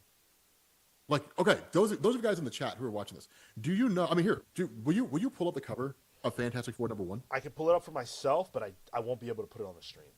Oh, okay, that's fine. Like anybody watching this stream, right? You guys know what the cover of Fantastic Four #1 looks like, right? And here, let me just. So, if you look at it, it doesn't look like a superhero comic. You're Right? Yeah, it doesn't look anything like a superhero. We know it's a superhero comic, and so we just say it's a superhero comic, right? But you look at the cover of it. I mean, sure, like Johnny Storm has power, like he's got his, and like they're showing their abilities to a degree, but that was not uncommon back then. Science fiction comics had people with different abilities and so on and so forth. What it looks like, right? So here's what I want you to do. Let's see. Let's pull up. Actually, you know what? Let's use Journey into Mystery. Let's say 79. Okay. Journey into Mystery 79. That comic came out, what was it, in 1962. Okay, cool. So there might be a better example of that because I'm trying to prove a point here. Let's scroll down a little further. Okay, pull up Journey into Mystery 28 Okay. and look at Okay. that. Okay. And then just any other Journey into Mystery comic before 83 when like Thor showed up. The point that I'm making is like these are the kind of comics that Marvel was publishing at the time. The Fantastic Four, like Fantastic Four #1 looks that way because it was a comic book cover that was designed to trick DC. Right? So and here's the reason why. So but when Marvel was Atlas, before it was an actual comic like superheroes, they were under a distribution deal with a company called ANC, uh, um, American News Company. American News Company was Bellia, so they have to reach out to Independent News, who's the distribution arm of DC Comics. So literally, Marvel has to work with DC to get their comics distributed. DC has a rule that Marvel cannot publish superheroes because they don't want to support their own competition. And so because of that, Stan Lee, Jack Kirby, Martin Goodman, all those guys, they worked together and they produced the cover of Fantastic Four #1 to make it look like a monster comic, which is what they were publishing already at the time, and then slip it in, hoping that DC never cracks the comic open to see that it's a superhero comic. That's why Fantastic Four #1 looks that way. Shit like that is what I'm interested in these days when it comes to Marvel. The stories are fine, but like I found a whole new interest in that kind of stuff. Dude, that was fascinating. That was a fascinating anecdote. We do deep dives on this channel into the history of comics and that kind of thing. And that is exactly the kind of thing that we do, that I love. I'm a nerd for that type of stuff. Look real up history. Whenever you get a chance, look up Joe Mulaney. What does he do? Joe Mulaney was an art. So, when you know about like the seduction of the innocent, like the Senate hearings in the mid-50s, all that kind of stuff, the comic bust that came out of it. Yeah. So Marvel had to lay off a whole bunch of their staff. And Joe Mulaney was the artist who created the original Black Knight and worked alongside Stan Lee. And so the funny thing was that Joe Mulaney, well, not really funny, but like Joe Mulaney, Stan Lee, the rest of like the Atlas staff, like they were on a train going into New York or something like that, leaving New York, whatever. And Joe Mulaney had lost his glasses a week before. And so he ends up stumbling between two train cars, falls and dies. And like just this like crazy train accident, which leads to Stan Lee eventually hiring on Steve Ditko to come and work for Marvel at that point. So that's how you get Steve Ditko at Marvel. But the idea was that if Joe Mulaney hadn't died, Stan Lee would not have stayed at Marvel. Like Joe Mulaney was his right-hand man. Wow. And like, he would not have stayed at Marvel. He would have branched off and done his own thing. And like we wouldn't have any of the stuff from Marvel that we have now. It's crazy. That is crazy. And there are a lot of small things like that in comics. Where it's like, if this doesn't happen, you don't get X. Yeah. There's so many things like that. Yeah, just so many little moments. Yeah. Yeah. If the car goes left instead of right, then like everything changes. Exactly. Yeah, exactly. Let's go back to the solicits because there's a new Infernal Hulk series of books coming out on the road to Hulk War. I'm looking for the one-shot versus. I'm looking forward. Yeah. Infernal Hulk versus Wolverine by Philip Kennedy Johnson on the word, Jonas Scharf on the art. That's fire. These covers are crazy, dude. They look dope as fuck. Yeah, I'm loving it, man. They look really, really dope. And honestly, I am excited about it. Like I'm excited because #1, they're just one-shot comics. Right, so they're just gonna be standalone. So it's gonna be fun. Like it reminds me a lot of like the one-shot variations, or it's one-shot versions of like World War Hulk when he fought like the X-Men, and then he fought like this group, like that kind of thing. Like that's what it reminds me of. But I'm excited for it. Yeah, man. And there are gonna be 4 of them. We know that, or it appears that PKJ will write them all. The artist will be different. So September sees Hulk and Wolverine. Yeah. October sees Hulk and Fantastic Four. November, we get Hulk versus Spider-Man, and then December, we get Hulk versus Avengers. Which of those are you most anticipating? Hold on. So I'm looking at the Comics Beat one that I have only shows Infernal Hulk versus Wolverine, #1. Yeah, these are the ones that are coming that don't have creatives announced. Because it's the solicits, the only one they're actually talking about is this one. The only one that I see is Hulk Wolverine. I mean, I've seen them, and I know which one you're talking about, but like the only one that I see is Hulk versus Wolverine. Where do you see the other ones at? So I'll send you a link. We can't see any art or anything like that. It's just the announcement that they literally exist. Okay. Yeah. There's the link to that from Bleeding Cool. Oh, so that was the one that you posted. Oh, okay, I see what you're saying. Yeah, you posted that down in the. You jumped from like one article to the next, and I didn't know that you would like jump Sorry, through. I'm all over the place. No, no, no. You're good. You're good. Yeah, you're good. It's Um, not. yeah. Do any of these like really strike you? I know you're excited for the premise, but like, is there one that you really are looking forward to? Infernal Hulk versus Spider-Man. That one I'm excited about because the last meaningful conflict we got between the Hulk and the Spider-Man, if I remember correctly, was during Acts of Vengeance, when Peter had the Enigma Force and like Whoa, punched him in the atmosphere. wow, Um, you took it yeah. back. Wait, did you never see that? Did you ever read that No, story? no. Oh, dude, it was dope. Okay, did you ever read Spider-Verse? I'm not a. I don't like the Spider Verse. Oh, okay. Sorry. If you remember the Spider-Man from like Earth 18, I think it was, who like had the Enigma Force and never lost it. That was a version of him that continued on from Acts of Vengeance, where like he never lost the Enigma Force. Got you. Okay.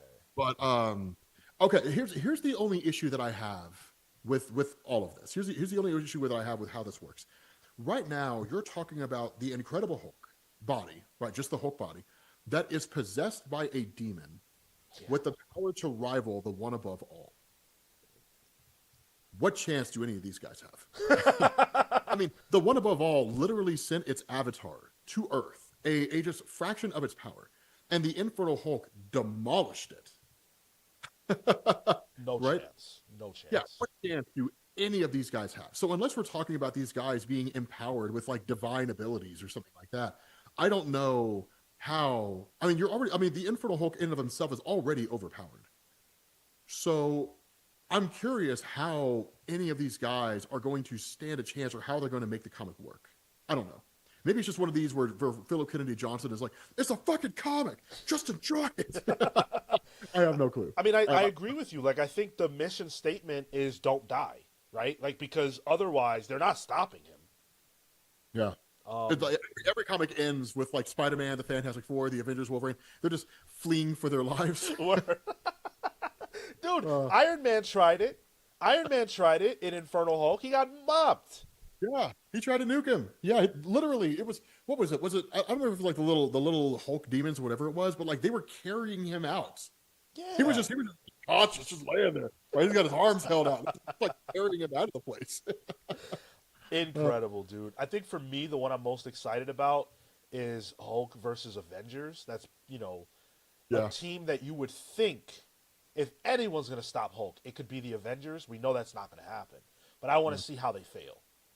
I mean, the classic anticipated one, and that's the reason why they're releasing it first, is Infernal Hulk versus Wolverine. Yeah. Right. Yeah, everybody's excited for that. I mean, it's Hulk versus Wolverine is a timeless fight. So, yeah, I can definitely see why people are excited for that. 139 likes. I think we can definitely do better. We can hit that like button. That's more likes Yeah, than we have viewers right now. everybody hit the like button on this thing. Yeah. Yeah. Yeah. Subscribe to the channel if you haven't. If you're enjoying this conversation, we got Rob on deck. Rob Jefferson, Comics Explained, is in the building. What is going on? Thank you guys for hanging out with us. This is a blast. Let's shift gears over to DC real quick. Okay. Because DC put out their solicits as well. And there are some interesting pieces. So we just did a Gotham Central book club this past Tuesday. Guess what DC just announced is spinning out of Bad Seeds? Gotham Central, Gotham General, and Streets of Gotham. Woo! Yeah. I don't think you sent me the solicitations for DC. Let me pull this up. Let me see if I can send it to you. It should be in what I sent you. Yeah, Bleeding Cool just that may have been a different Bleeding Cool article. Yeah, Gotham City. Yeah, so Teen Titans #1, that's the one where Static is joining the team. No. So is that not it? New Teen Titans is where he joined the team. New Titans, excuse me. He joined the team. No, I thought he was joining in this one. The one No, that's coming. he already popped in. He already popped in. Oh, okay. The Teen Well, Titans. Sorry. I don't read Titans. Well, I don't either anymore because I thought those issues were bad.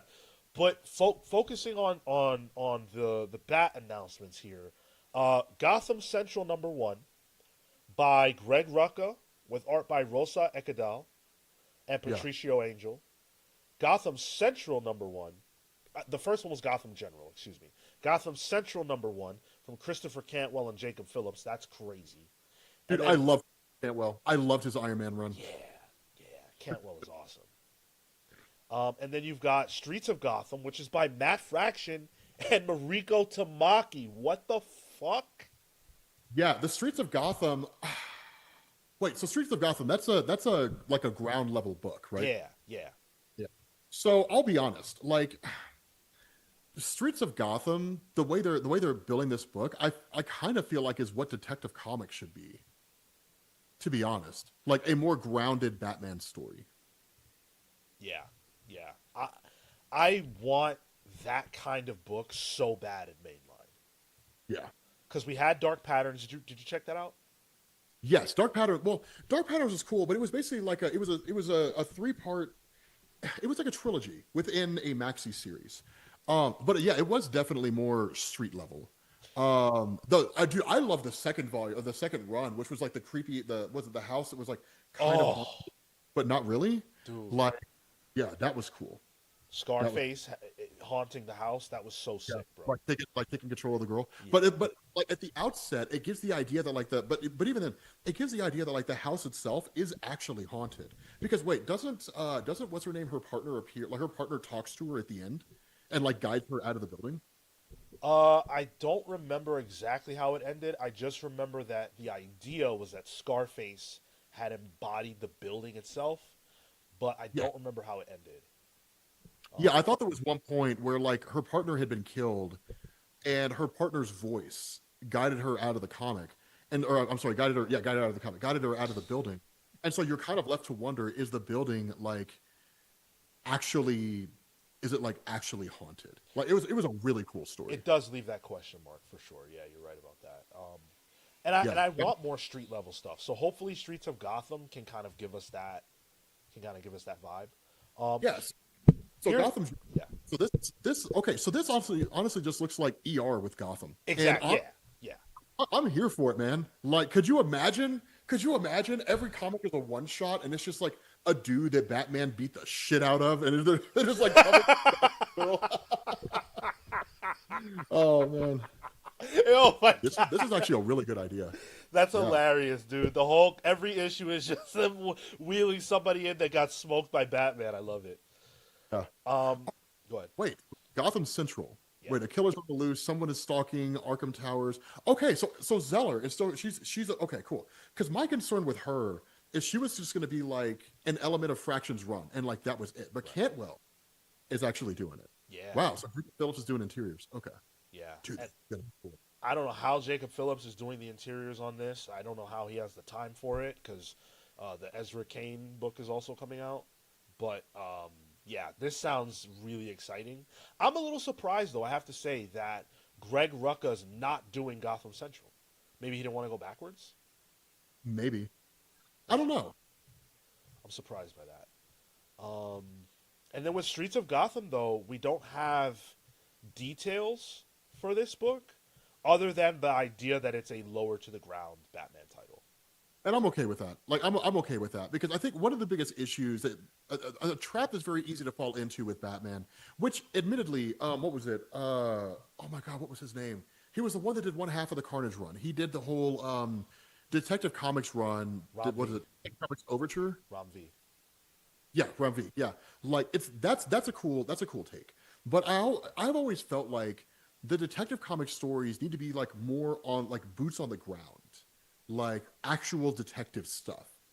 And the Batman comics are just Batman doing shit. It just never works out that way. It's just detective stories, just Batman doing whatever. Like what was the Batman? Did you read Batman and Robin? Yeah. The Quiet Man storyline. Yeah. Yeah, like that. That's what I love. Like that's the kind of Batman story I adore. Well, dude, as Batman fans, we've been eating good for like the last 2 years. Oh Or yeah, man! It's been a feast. Like it's been every kind of Batman story imaginable. including bad ones like Hush 2. Dude, I got to what is it, the second issue of that, and I was like, nope, I'm done. You did the I'm right not. thing. Yeah, shooting Jason Todd in the head. Come on, like no. You made the right choice for your mental health, Rob. Let me tell you right now. I firmly believe I did. But okay, so everybody in your chat. Okay, so I need to add Dan Waters Nightwing to the pull list. Yeah, people are a lot more invested in that book than I am. I personally had to tap out, but yeah, Dan Waters is an excellent writer, and Dennis Cowan on Okay. there. Then those of you guys who are in the chat, how does it compare to Tom Taylor's Nightwing? Because I love Tom Taylor's Nightwing. Very different vibes. Very different vibes. Very different vibes. The Tom Taylor Bruno Redondo is definitely more sort of whimsical, sort of like Silver Agey. It's got great vibes to it. This book is darker than that for sure. Really? Yeah, Okay. yeah. So it's a different vibe. And for what it's worth, at the beginning, I really, really, really liked it. So Okay. Then I'll have to check it out. the last thing that I really want to get into news-wise, I'm going to skip to this and we'll be done with the news, is what I think a lot of you have been waiting to hear about. I know. Long live the Legion. They're back. The Legion of Superheroes has its creative team finally, because the September solicits are out, and we know when we will be getting this. It will be on sale first week of September. Legion of Superheroes #1, Joshua Williamson on the words. We knew that. It was only ever a question of who was going to do the art, and it's none other than Hayden Sherman. How? Artist of Absolute Wonder Woman, Hayden Sherman. How? Yeah, I don't.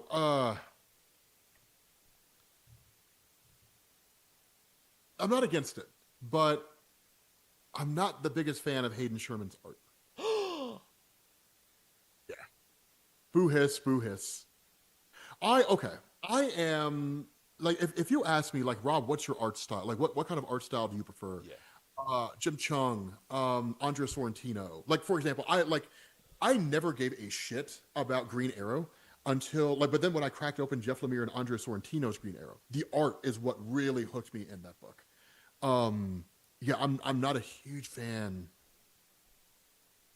of the art style of Absolute Wonder Woman. It's kind of one of the turnoffs for me. Chat is not going to like that.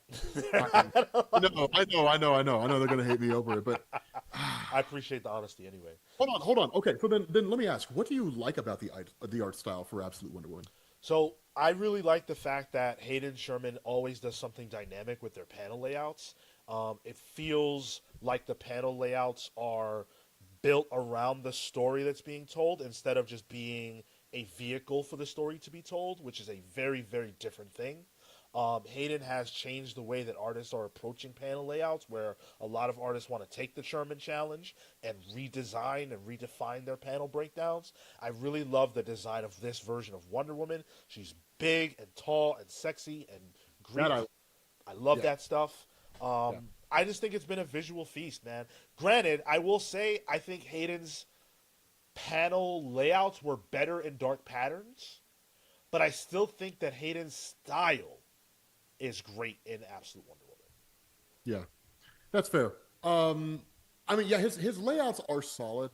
Sometimes it can throw me off, especially when it's one of those where it's just like, here's panels 1, 2, 3, 4, this great big huge middle thing that segues down into 5 and 6, and then it's just kind of like, and you got to kind of like decipher. Sure. Right, like it's kind of hieroglyphics, like what's going on. I mean, yeah, I don't have a problem with the art style. I don't think it sucks. It's just not really my cup of tea. But that's because it doesn't, like, I'm still gonna read it, right? It's not as though like I'm gonna walk away. Like, I still read Absolute Wonder Woman, right? It's not my preferred art style. Honestly, I probably would have preferred something a little more like. Well, I mean, shit, man. You can't put Dan Moore on everything. I mean, could you imagine a Dan Moore, Legion of Superheroes? I mean, I'd have him draw everything in existence if I could. Or Jorge Jimenez, who, honestly, I don't know if you guys have ever looked up a picture of Jorge Jimenez. That guy needs to be a model. Oh, that guy doesn't need to be a comic book artist. That guy needs to be a model. Like, we're lucky he decided to do this instead of modeling or taking over the world or being actually being Batman. Yeah. Like, Clayton Bergstrom asks a very, very important question. What are Rob's thoughts on ketchup? I put it on everything. No. You don't know what you're doing right now. There's a listener of our channel who, on our Discord server, literally pours ketchup over every meal. He posts a before of the meal and then an after when it's drenched in ketchup. Ugh. And they're saying that you're him because he doesn't like Hayden Sherman's art style either. I'm secretly trolling your entire Discord server. They would love that, No, fans. nothing like that. But yeah, no. I'm just, I don't know. Like I am. Yeah, I don't know. I don't know. I have like my favorite kind of artist. I'm a little finicky when it comes to art, but yeah, no, it's not bad. Oh, Chad is loving it. Luca Gassina says, "Yo ho ho ho! How much to read One Piece?" So what what Gassina is referring to is we do sponsored book clubs where you guys can shoot us some comics bucks, and we will read and talk about a book for you. One Piece, I happen to know, is insanely long, so I assume you don't want us to read the whole thing. If you drop me a DM on Discord or wherever you can get me, we can work it out and talk about it. Um, but because I don't want to read One Piece, you're gonna have to make it worth my time, for sure. Are you a manga Uh, guy? Not really. Yeah. Mariah's been trying to get me into One Piece forever, and I can't like get into it. Um, I will say this though, because I actually had to look up their art. Holy shit, I had to look up their art, and they remind me so much. Okay, oh my god, they remind me so much of John Boy Myers. So the one who is drawing, Nico Henriksen, Yep. Henriksen? Um, okay, this Doom Patrol, and I'm gonna call it now. Like I'm gonna call it now because I did the same thing when they were advertising the White Knight. Right when Sean Murphy did the White Knight, I was the first one to cover it on YouTube, and I told people I was like, "This is gonna be the runaway hit of the year," and it was. And I'm gonna call it now with Doom Patrol. I think that like because it's literally a Heroes for Hire mystery case, and the art style, I think this is gonna be the runaway comic of the year. It's I, interesting I think people are because gonna, I think a, people are gonna love. a lot of people were very disappointed um, by the fact that it's not Dennis Camp and Javier Rodriguez, because I mean, that's the creative team we all thought was coming. oh, like people convinced themselves that was Yeah. a team that was Yeah. there. Oh, I mean, if people convince themselves of something and it turns out to not be true, I mean, you can't really be upset about That's it. not DC's problem. Yeah, that's not a decent. Yeah, that's not DC's problem. Um, That, but on the subject of the Legion, though, because my relationship with the Legion began with Joshua Williamson's Superman. I have no prior history with the Legion. Do you? dude, a lot of people don't. I mean, honestly, Cockrum is pretty dope with the Legion, but you're talking about going way back in the day with the Legion. I mean, you're talking about going back to the 50s, 40s, 50s, or no, the 60s, I think, 50s, 60s. Anyway, yeah, you're talking about going way back when. Um, I'm kind of in the same boat. I know enough to know about the Legion, or I know enough about the Legion to know it's a circular thing.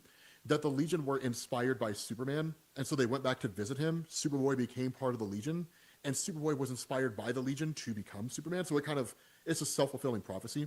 Like one of they'll always feed the other. I know enough about them to know their significance within the DC universe, and to know that like the fans who love Legion fucking love Yep. Legion of superheroes. Yep. I was never in that group, and honestly, Williamson is writing it. And my general rule in the moment is that if Williamson is writing a thing, I will read that thing. Yeah. It doesn't matter what it is. Yeah. So, yeah, I'm I'm with excited. you. I'm with Yeah, you all the way. And someone I know who's with us all the way is Atomic Hound, who dropped $9.99 on us and says, "Join the Discord. We are going to have special Legion discussions and Q&A to lead up to this launch." I don't know a single person more invested in the Legion than Atomic Hound. really. And I am so happy for everybody in our audience who considers themselves a hardcore Legion fan, but I'm also happy for those of us who have no familiarity with the Legion. The Legion has not been published since I've been reading comics, really. So this is my first opportunity, and as far as I'm concerned, this is about as good a creative team as they could have put together for this. I think a lot of people are in that boat. Also, I wanted to pick your brain on this. Yeah. So Grayson is writing Absolute Cassandra Cain, and she's the one doing Catwoman. Yep. Right, like I mean, technically Scott Snyder's name's attached to it, but I think it's only attached for marketing, and I think maybe he had some measure of a guiding hand, like, hey, don't do this because this is what we're doing in Absolute Batman right now, so make sure you don't go too far off continuity. But her handling of Absolute Catwoman is fucking fantastic. So I want to know what your thought is on Absolute, like, what? Okay, your thought and the thought of your chat. What are you guys excited for Absolute Cassandra Cain? So I'm not excited by the reveal of Cassandra Cain because this is the Absolute Universe. Look, And look, what are sorry, you talking? I said she looks dope. What are you She talking does. about? Let me tell you. So the thing for me is that in the absolute universe, we're not supposed to go, "Oh, that's that person." You have to convince me of a reason to care about that person in this universe and not rely on my care about them in mainline. So because of that, the reveal didn't do anything for me. However, she looks badass. They got a great creative team behind the one shot, and I'm sure it's going to be good. Uh yeah, I'm buying it. I Yeah. mean, I have enough trust in the absolute universe. I don't think they need to convince me whether or not it's worth reading. And especially coming off of the first, like what she did with Catwoman, Yeah. like coming off of Catwoman. Yeah, I have total faith in it. I just want to see how Cassandra Cain, because it's so weird because Cassandra Cain isn't spoiler, Right. so she's not the character that we know in in the normal Well, you're Batman thinking of universe. Stephanie Brown. Stephanie Brown spoiler, yes. Yeah, yeah. She's Cassandra Cain does not exist in the main in as part of the Bat family in the absolute universe, right? Instead, it's just everybody else. Um, yeah, I'm excited for it. I'm looking forward to seeing. Yeah. Yeah. Super Job, you're right. You're so right. I forgot that Bendis had a Legion run that did come out during my time reading comics. There's a part of me, a large part of me, that tries to forget, because Bendis is one of my goats, that Bendis had anything to do with DC at any point. I try to forget that. That's because the Superman was done so poorly. Yeah. Yeah. And honestly, no matter how good anything else was that he did, if you mishandle Superman, that's what you're going to be known for. Yeah. I mean, like a good example of that, right? Like the legacy of Dan Jurgens' handling of Superman is what hangs over his head. Nobody ever talks about how dope his Thor run was. Dan Jurgens' Thor was great. It was phenomenal. But nobody ever talks about that. All anybody ever talks about with Dan Jurgens is either they talk about how crappy he was with like the handling of the death of Superman, or they talk about how great he was during Rebirth. Because honestly, I think Rebirth was a great way. Like it was a phenomenal run. To have But been around for both of those things is crazy, by the way. yeah, it's absolutely bonkers. Now, we've got a couple more things to do before we close the show out. One of them is I need to celebrate the rest of the people who make this show possible, the rest of our patrons. But the other thing, hopefully Rob will be down, is that Rob and I can play the GOAT game or the WOTE game. We'll do GOAT. And the way it works, Rob, is normally we have a wheel that spins and it lands on a character, and we have 45 seconds to explain why that character is the greatest or worst of all time. Yeah, so it's totally an opinionated. Yeah, there's no, yeah. But Okay, you know, I'll play a couple rounds. I'll play a couple rounds. we're only going to do one. Oh, okay. But because we don't have a wheel, we're going to do this differently this time. What I'm going to do is I'm going to put up a Q&A, right? And I want chat to leave the name in the Q&A of who you want us to do the GOAT game for. What character. And whatever character you guys choose is the one that's going to win. Whatever name I see the most. What character should we do for the GOAT game? Let us know in the Q&A section of the chat. You're going to have to open that. I'm doing it that way so that I can just look at that and not have to see all the other comments. So let us know who you think we should do the GOAT game about. Meanwhile, go ahead. Actually, I have one question I want to ask you about Cass Kane. Yeah. About Cassandra. So, do you think that she's going to be like she is in the main DC universe, where she like struggles with like speaking and different things like that? That's a Do you good think question. that's why like she never talked during the Catwoman one shot. Right. She picks up the phone, she makes a call, and she's talked to, but she never actually speaks. So I wonder if they're gonna do that. I think so. I think probably they want to carry over some elements that we'll be familiar with, and I can see how they could work that into her origin. So yeah, I agree. I think we're probably going to see that element being brought over. Somebody said Paste Pot Pete, You're bugging. You're Yeah. bugging. an old school Stan Lee Jack Kirby character. He was like part of the Fight for Four. Oh my God! If we end up having a talk for 45 seconds apiece about Paste Pot Pete. I don't know dick about Paste Pot Pete, so I don't know. And by the way, Rob, the goal is not even necessarily to know, it's to convince. You know what I mean? So you win the game by convincing the audience that you're right. It ain't actually about what you know. You could know nothing.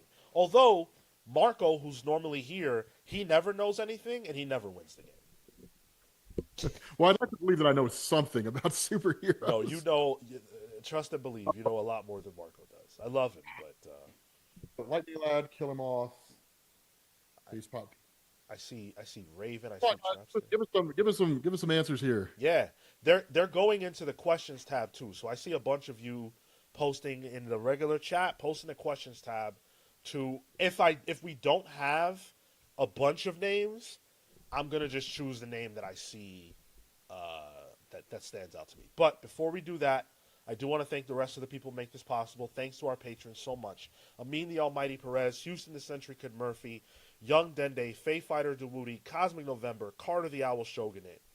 My man, Carter, bro. So good to meet you. Steve Swarm Canaris, Scripture, the Wardens of the Word, Jack of Some Trades, Cloutier, Emperor MD Juani, Mad Max Pliskin, Jack Grimstone Grimmy, Eli the Mothman, Patrick Zay, the Captain Chris Collective, Ray Lytle, Superjob, Integray, Ash the Golem, Just Unseen. And then I want to make sure that I shout out Ryan Spain, who joined us recently. Thank you so much, brother. DC Crane. All the origins we owe are coming. I didn't know what the heck today would look like, so I just wanted to focus on making sure the stream could happen. Spider Mankey and Matt Cosmo, thank you all so much for all your support. I love you. I'm going to go to the bathroom real quick. I'll Yeah, be right back. you do your thing, brother. Let's see what chat has to say. How are we feeling about Rob on the show? Isn't it crazy? Isn't it cool? I thought I was going to have to get up on here and do this solo dolo. But we got Rob. Rob has been an amazing guest. I've enjoyed it so much. And if you've enjoyed me, if you enjoyed the part where it was just me, let me know, because I have been toying with the idea of doing something like this a little more frequently.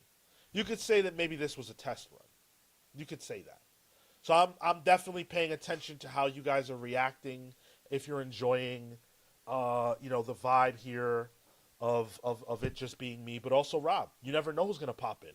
That's one of the beautiful things about this channel. You do not know who's going to pop in and be a part of things here. CW Gordon. CW Gordon said, didn't think there could be a pal with worse takes than Marco, but Sherman hate is up there. Look, everybody has their vibe. Everybody has what they're into, but it's tough for me to understand not loving Hayden's work. Steve says, Rob's awesome. Solo Sean is pure soapbox. Love it. Thank you. Super Job says, dumping the other pals, huh? Finally. No. Whereas Tyler and Marco both had prior engagements today, and so it was left to me. Let me get some super chats that I missed out on. Joel Anderson with the $4.99. Thank you so much, brother. Clayton Bergstrom with the $13.99 CAD said, all in a young Kratos voice. Marvel editorial. Make David Colton Miracle Man, and my money is yours. Boy! What? Make David Colton Miracle Man? People want things. People want things. Drop of Saturn says, with the 2 spot, says, everyone got to hop on Nightwing. That's your word there, Rob, to hop on Nightwing. And then Common Sense with the $4.99. Do you think writers and editors should focus on obscure characters post-Armageddon, just like DC Next Level? Post-Imperial is Marvel's Next Level. They fucked up. What do you think, Rob? Imperial was a problem because they tried to take a second bite of the apple from the Dan Abnett era without all the planning. That was a problem with Imperial. You know what? I would advocate for that. If there's any one thing that I've learned in with the spot that I'm at in the YouTube comic book scene, I always have my eye on what other content creators are doing. Not to like steal their shit, but just like to know what other comic book content creators are doing.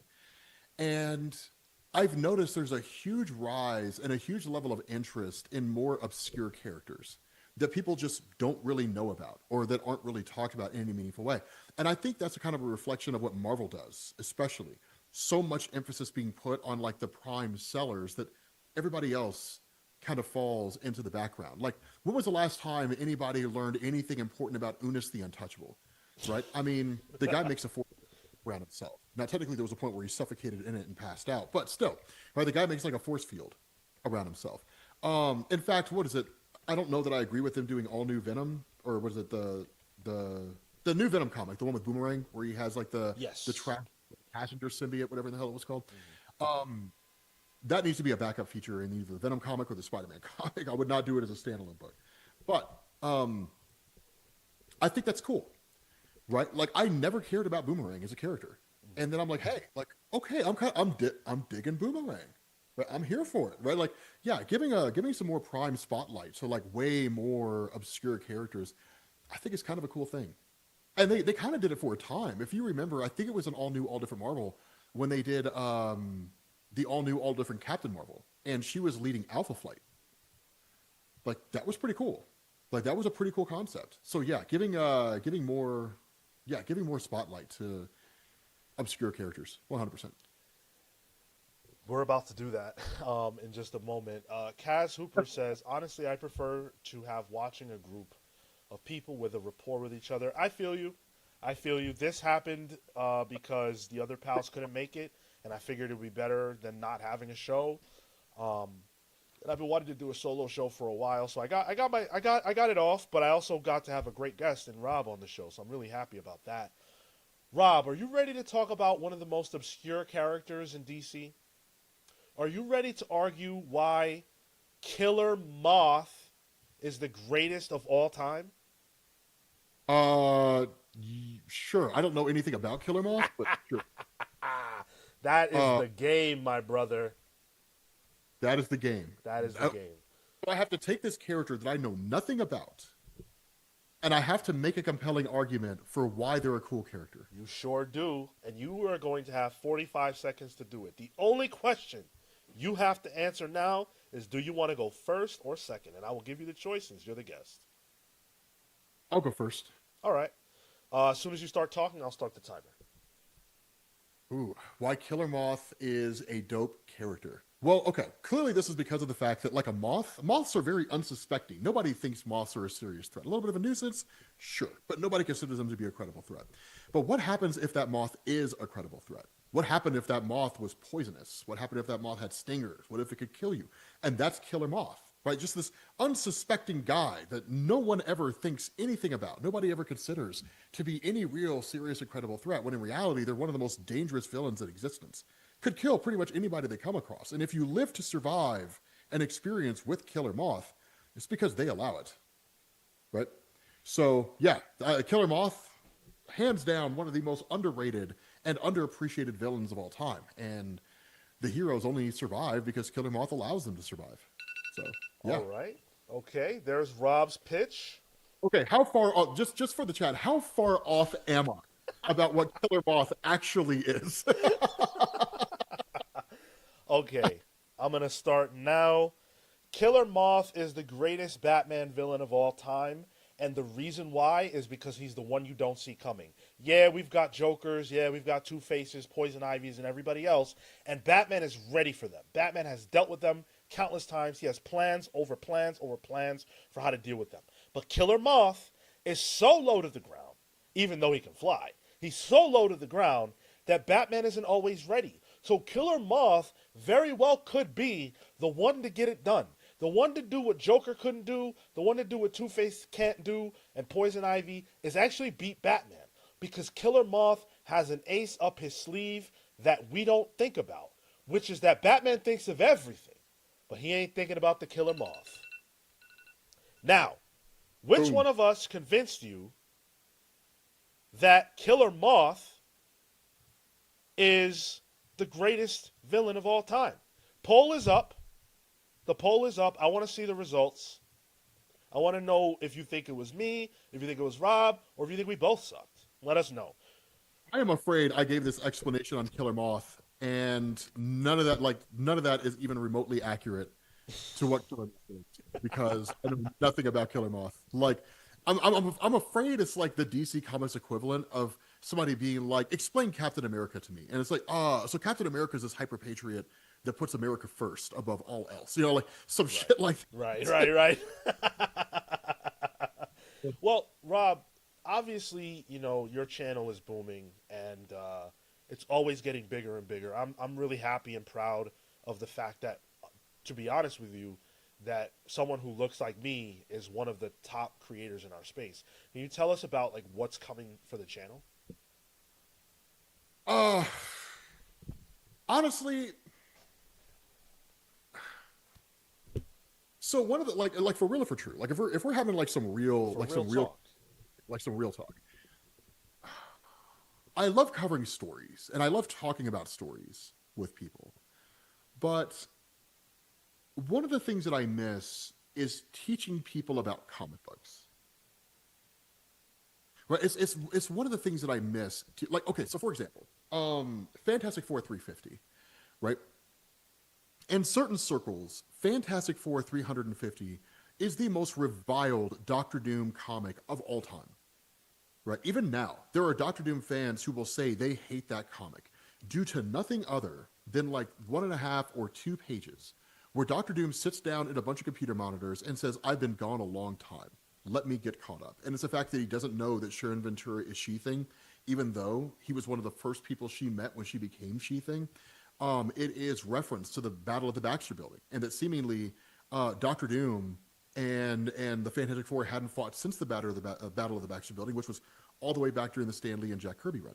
It's the idea that Walt Simonson's Fantastic Four 350 was basically retconning everything that had happened with Doctor Doom over years, hand waving it all away and just calling it was Doom, saying it was all Doombots. Why does that matter? Right? Why is that important? What's the significance of guys like Joe Mulaney? Right? How did Marvel become Marvel? Right? Why?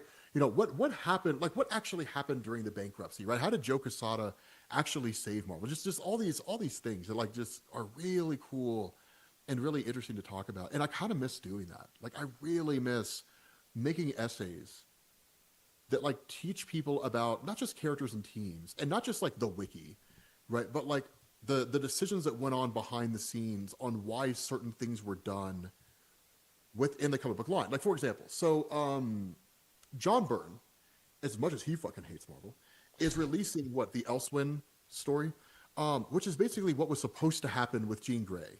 As I understand it, the way it's marketed, I haven't read it yet, it's not out yet, but like, what was supposed to happen with Jean Grey at the end of the Dark Phoenix saga, right? Because like Jean Grey dies. But the way it was supposed to happen, and I'm sure this is the story that he's going to tell, is that Jean Grey was supposed to basically be lobotomized in the sense that she would lose her powers.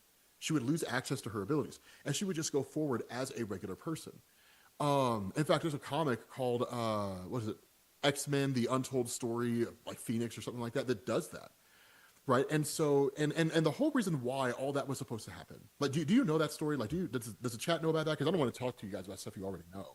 Jean Grey is my favorite character of all time, but right now you're putting me on.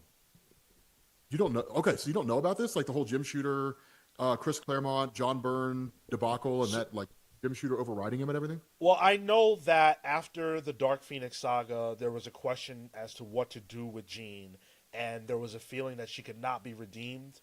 I believe it was Jim Shooter's feeling because she had killed so many people. There was no way to just bring her back to being a hero. Is that what you're referencing? Kind of, yeah. Okay, so there's a really good book called Marvel: The Untold Story, written by Sean Ho, that goes over all this stuff. And there's guys like Danny Fingeroth, people like that write a bunch of books. In fact, there's a content creator named Nicaila Laird that turned me on to all this stuff because dude, she has like a PhD in comics, and I'm very very knowledgeable. But my knowledge, I feel like, pales in comparison to what she knows. It's crazy how smart she is. But she runs a channel, right, where she talks about that kind of stuff. And she's the one that turned me on to Danny Fingeroth's book about the life. I think it was the life and times of Stan Lee. But the way it went was like this. So when Chris Claremont and Dave Cockrum originally took over the X-Men title, that Chris Claremont wanted to get rid of the original X-Men. Now, for the most part, that work was already done for him, right? Like Beast was already on his way to the Avengers. Iceman and Angel were on the Champions. And so the last two holdouts were Jean and Cyclops. And so once Giant Size X-Men #1 finishes, and from Len Wein, and then you go into Chris Claremont's actual run, past the Count Nefarious story, then his entire plan was to tell this storyline where Jean Grey would basically ride off into the sunset and alongside Cyclops, and they would never be seen or heard from again. And that was supposed to happen at the end of the Dark Phoenix saga. And what's really ironic, what's really interesting about this is if you walk up to anyone who is a casual X-Men fan and you ask them, so did Jean Grey bond with the Phoenix Force in the Phoenix Saga? They're going to say yes.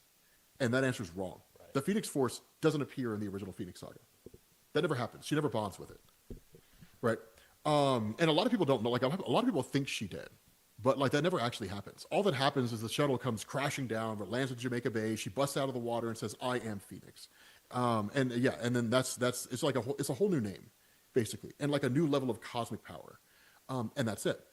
And so what was supposed to happen is the Phoenix Saga would happen, then the Dark Phoenix Saga would happen, and because Jean Grey had wiped out a whole star system, snuffed out billions of lives like that, that what would happen here is that she would be lobotomized by the Shi'ar. She would lose access to her powers, and then her and Cyclops would be like, "Oh, it was all just too much. We're done. Right? We're leaving the X-Men behind."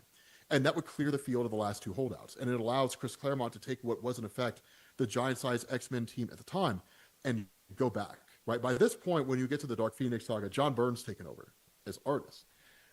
Well, when they pitched that ending to Shooter, right, at least the way the Sean Ho tells it, when they pitched that ending to Shooter, Shooter was just like, not a fucking chance. Right, this girl wiped out a whole star system, snuffed out billions of lives. There's no way she just gets lobotomized after serving a prison sentence. She can't use her powers anymore, and that's it. He was like, no, she's got to suffer. She's got to suffer for her actions. And so Byrne and Claremont at that point were actually becoming bigger than the comic they were writing. And so it was just kind of like, no, right? So apparently they put their heads together, right? And they were just like, if you don't let us kill Jean, like come up with this plan, right? So they end up going back to Jim Shooter. And they say like, if you don't let us, tell the story that we want with Jean Grey, we're going to kill her. And then Shooter was just like, fucking brilliant. Yeah, you're going to kill Jean Grey. And it's like, no. Right? It was a bluff. Like, we don't want to kill Jean. He's like, oh, I know, but you're going to. And it's really cool because if you go and you look at the documentary Claremont's X-Men on Amazon, Claremont is like, it's this whole like interview segment, right? Where it's himself, it's Claremont, it's Ann Nocenti and Louise Simonson, right? Who, Ann Nocenti and Louise Simonson were at one point editors for the X-Men line and contributors to it, right? Louise Simonson did X Factor at one point and New Mutants. No, she did New Mutants later. Anyway, they were contributors to the X-Men line. And Claremont was talking about how at the time he didn't like the idea of killing Jean Grey. He thought it was a terrible decision. But in hindsight, it was the smartest decision. It was the smartest call to make. And so with Jean Grey out of the picture, Claremont still wanted his happy ending for Cyclops. And that's why he made Madeline Pryor. And that's why when Madeline Pryor is first introduced, the Jim Shooter era is fascinating as hell. And we do need a Jim Shooter in this day and age. When Claremont introduces Madeline Pryor, there's no reference to her. There's no reference to Jean Grey outside of the fact that Cyclops looks at her and says she looks so much like Jean. And that's it. It was simply just supposed to be that she looks a lot like Jean Grey, right? She looks so close to her. And it was a way for Claremont to give Cyclops his happy ending where he gets to ride off with Jean. And that would be it. That's why like they end up taking up residence in Anchorage, Alaska, right at the family home. And they pop out Nathan. And it was supposed to be like ... that's the end of him riding off into the sunset. Nothing more, nothing less. What ends up happening is because the popularity of Jean and because the X-Men are so incredibly popular that Jim Shooter and Bob Layton, who's working on the X-Men comic or the X-Factor comic, they want to bring Jean back because X-Factor is going to be a relaunching of the original X-Men team. And so they end up saying like, how are we going to bring Jean back? How are we going to make that work? And so that's when they come up with the idea that her body's discovered in the bottom of Jamaica Bay. And it's taken by the Fantastic Four to the X-Men. And the X-Men crack it open and Jean's inside. And so that's why when people say the Phoenix Force originally appeared in the Phoenix Saga, it didn't. You have to actually go and read Classic X-Men number 8, I think. And Classic X-Men number 8 is the one that reveals that Jean was bonded to the Phoenix. And that was how they established that the Phoenix Force had duplicated Jean's body, stuck the real Jean in a cocoon to heal in the bottom of Jamaica Bay. And everything that happened between the Phoenix and the Dark Phoenix sagas was was basically the Phoenix Force taking over the body of Jean. And that's how they absolved her of all of her actions. And so that allows them to bring Jean back. Cyclops, of course, abandons his family, takes off to join X-Factor, and the rest is history. But yeah, like that's the kind of stuff that I miss talking about, I guess. And you know what? You can answer this question for me because this is the kind of stuff that you do to a degree. Yeah. It's the question that I would ask. And honestly, chat, and this is a question also for your chat, and like, give me an honest answer for this. When I first started making videos, the comic book scene on social media was nothing like it is now. But I feel like there's so many people out there who were in it that the floor, right, is so high. There's so much knowledge out there. If I sit down and I make a video like that, I mean, is that just telling people what they already know? Like, is it, if that's, like, I mean, is it like, are people already aware of that? Right. Or is it one of these things where a lot of people don't know that stuff? Right. They don't know all those things. And that's kind of what I wrestle with, right? Is the base knowledge of all this so high or not high? You know, I don't know. So I don't know. here's one thing that, you know, I've noticed, and I think a lot of people are noticing lately, and it's an answer to your question. There are more new readers coming in right now than we've seen since the New 52. Which means that for every person like me who's been around for 20 years, there's a person who's been around here for 6 months. And they're on YouTube, and they're looking for videos, and you know this, so many of them stumble upon you first. And if your videos are educational, that affects the way that the next generation... I have a whole theory about how YouTube is actually the most important element of comics right now. Because if that person lands on your channel and what you produced is an educational video, that's a smarter audience. That's a smarter, more educated audience going into the next generation. And I feel like a part of our responsibility doing what we do is providing that knowledge about the history of comics, about the people who made this possible, about the things that are misconceptions that a lot of people don't know, that you have the ability to share this knowledge with in a channel that people are inclined to already check out. Yes. Oh, dude. Okay. You guys. Oh shit. Sorry. You guys really want to hear some shit that's gonna bake your noodle? Sure. It's crazy. So I was talking to the Discord server, because there's a Discord server full of content creators. I was talking to them about that, and there was this point. Which, by the way, you need to hit up Comic Drake, right? And say, hey man, like, wait, are you in Drake's server? I'm not in it. Nah. Oh, dude, hit up Drake. Actually, I'll hit him up and say, hey man, like, bring Comic Pals into the. That would be amazing. Yeah, because I don't know Drake. Oh, dude, you don't know. Well, I mean, it's less about. I don't think it's about knowing Comic Drake. It's just Comic Drake does a lot. Like, Comic Drake does a lot behind. Something to clear the air here, because Drake does his thing, but I've also heard people who have kind of been giving him shit, you know, before. Drake does way more for the comic book scene across social media than most any of you guys know. Right? Like, Drake does a lot to unify. Like this whole Discord server is filled with almost every single comic book content creator across every social media platform. Wow. TikTok, Instagram, Twitter, the whole nine. Yeah, Drake, like, because he does charity streams and stuff like that. Drake is, like, without Drake, the comic book, the content creator scene with comic books would be far more fractured than it is right now. So just know, like, even if you don't like Drake, you got to respect him, because the guy does a lot for the comic scene in general, but especially the comic book content creator scene. But anyway, yeah. So I was talking to them about this. And here's something crazy. So in the Senate hearings in the mid-1950s, when the question was like, are comics corrupting kids? There was a comic book line that still exists to this day called EC Comics. Back then, it was originally started as educational comics. It was started by Max Gaines. Well, Max Gaines ends up dying in a boating accident in 1948. So his son, William Gaines, he takes over the line, and then he rebrands it to Entertainment Comics and starts publishing horror stuff. And the shit that he made was some of the darkest fucking shit to ever come out of comics. I mean, it was some of the darkest stuff to ever come out of comics. So as you can probably imagine, when it's Senate hearings on whether or not comics are corrupting kids, this guy's public enemy number one, right? They immediately, and so the crazy thing is he wants to testify. And so he's up there in front of the Senate Subcommittee on Juvenile Delinquency, and they hold up a comic. And I can't remember which one it was called. It wasn't like Vault of Horror or something like that, but it was like this. They hold up this comic, and it is this guy. You can only see his torso, but he's holding a bloody axe, holding a woman's severed head, and like her decapitated body is like laying in the background with like blood coming out of it or something. And they ask him, they're like, "Do you consider this to be tasteful content?" And he was like, yeah, but I'll tell you what I consider to be distasteful. And goes on to describe like a darker version, like a more gruesome version of the cover that they're showing him. Well, come to find out, like number one, this was being broadcast live on television. Wow. Yes, live on television. So parents are watching these news segments about how comics are corrupting their kids and losing their fucking mind when they see this. But then it also turns out the guy was on uppers. He was high at the time of testimony.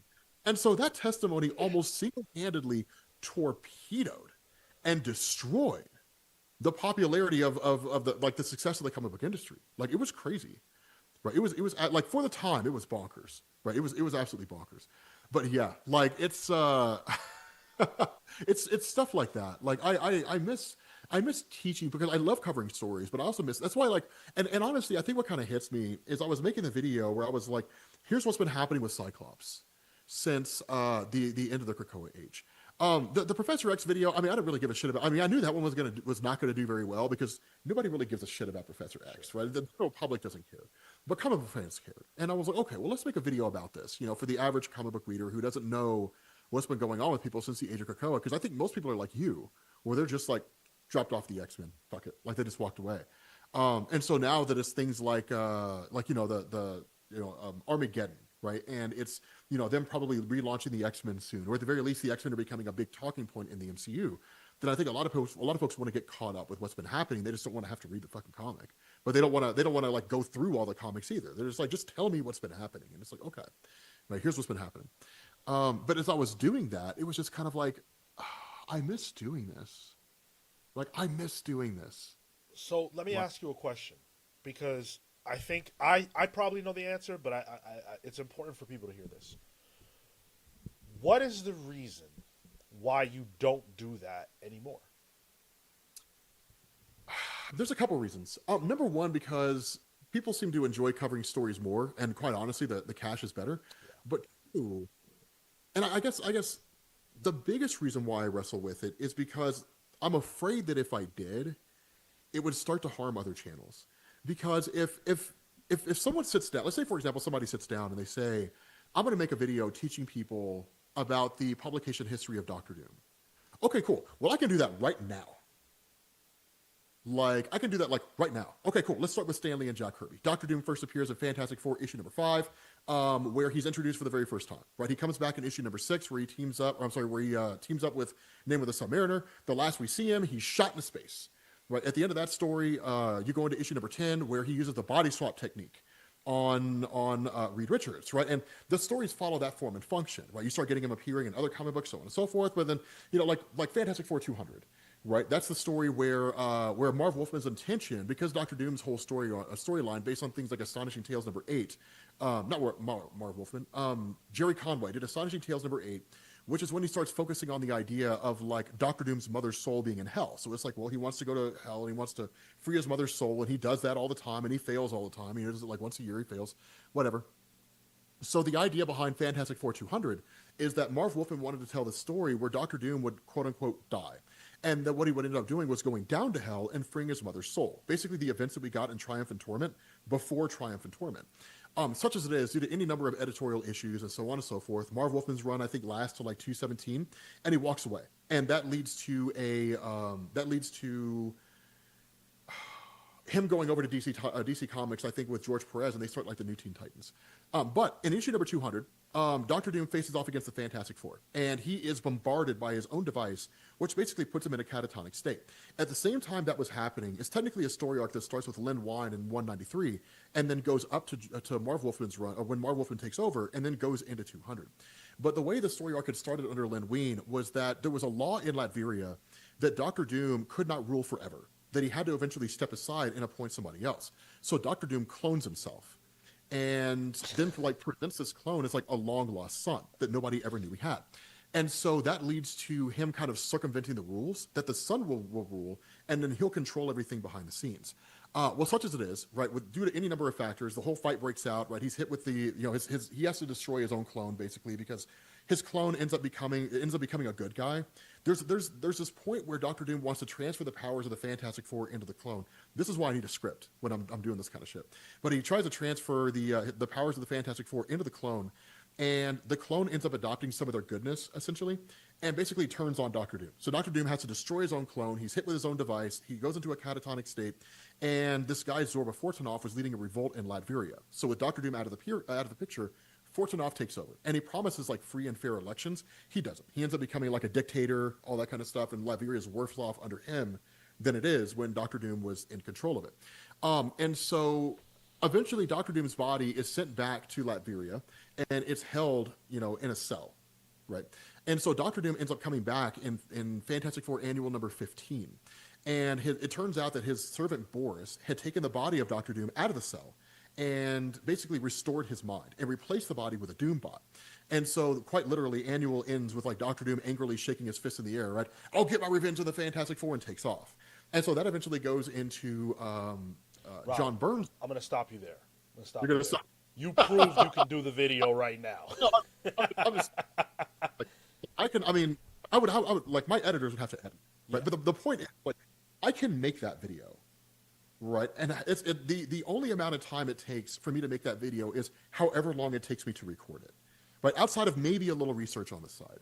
And so that I simply say all that to say, if I were to sit down and I were to make a video, and I were to start doing that, and the amount of time that it would take for someone to write out a script, to record the script, to edit the script or edit the audio, and then to edit that into an actual video and then send that video out, it might be a week, 2 weeks, a month, right? I can do 20 videos in that time period. And it in some ways, the comic book space isn't what it used to be. Right. And I don't mean that in a negative way. I think honestly, outside of the people who farm drama and shit, I think what's going on here in social media with the comic book space is great. I have an AI chip implanted in my brain. I think that what goes on here in the content creator space and comic books is great because there's so many different kinds of channels now. I mean, I don't know how long you've been a part of the space or been a fan or whatever, but like, I've been in this space. Okay, then you remember what it was like back then. Right. For the most part, it was myself, Benny, Sal. We were the only game in town. Well, then there was also Eris, but we were like the four of us were like the only game in town. Right. When it came to like big content creators that everybody saw, but that's not the case anymore. People watch you now, right? And people watch Sir Superhero, and people watch Linkara, and people watch Mullet Man, and people watch like all these different content creators across the platform. And there's a part of me that's like, sure, I could do that, but should I? And if I did, what impact would it have on other people? But I'm also an advocate of the idea that a rising tide lifts all ships. Not only am I an advocate of that idea, I think if you were to do that, it would send a huge message across our space that that we can do this now. Because I do deep dives on this channel. They perform pretty good, but I think yours would do much better. But what it would create is an educated audience that wants more of that. So maybe you do your 20 videos and maybe they all pop. That's not going to hurt my business. I don't see you as competition. I see you as someone I aspire to and someone who's really getting it done. And if you do something, it trickles down. That's how I look at it. So I'll take any of that trickle down, bro. I'm with it. Yeah, that's just I don't know. I'm not looking to like step on people's toes or take away from what people have built. I guess my concern in voicing that is I'm afraid it's going to come off as like pretentious, right, and arrogant. Like, who is this fucking asshole? Like Rob's a dick, But it's really not meant to be. It's simply just. It wouldn't be hard for me to start spitting out content at a fever pitch. And it's funny because I was talking to Mariah about this, and Mariah was just like, like you pioneered this, like you helped to pioneer the space. Like as far as most anybody's concerned, like you're the guy, like you're the biggest comic book YouTube channel in the world. Like you're the guy who leads the charge, right? Like why not do that? If anything, yeah, it would drive people to want to pursue other content like that. But I really do miss doing it. Honestly, what I might do, because it's funny, I'm actually working on a script right now about the entire career of Jack Kirby. And I might actually run that. Well, what I'm going to do with that is I'm actually going to work with Michaela Laird, right? She's helping me to make that video. I might do that. Like I might start launching projects where I start bringing in like other content creators, um, and that way other content creators kind of get advertised, I love that. through I love that. because I that's one of the things I do miss because I don't know if you feel it, man, but like I look around and it feels like the space is so fractured now.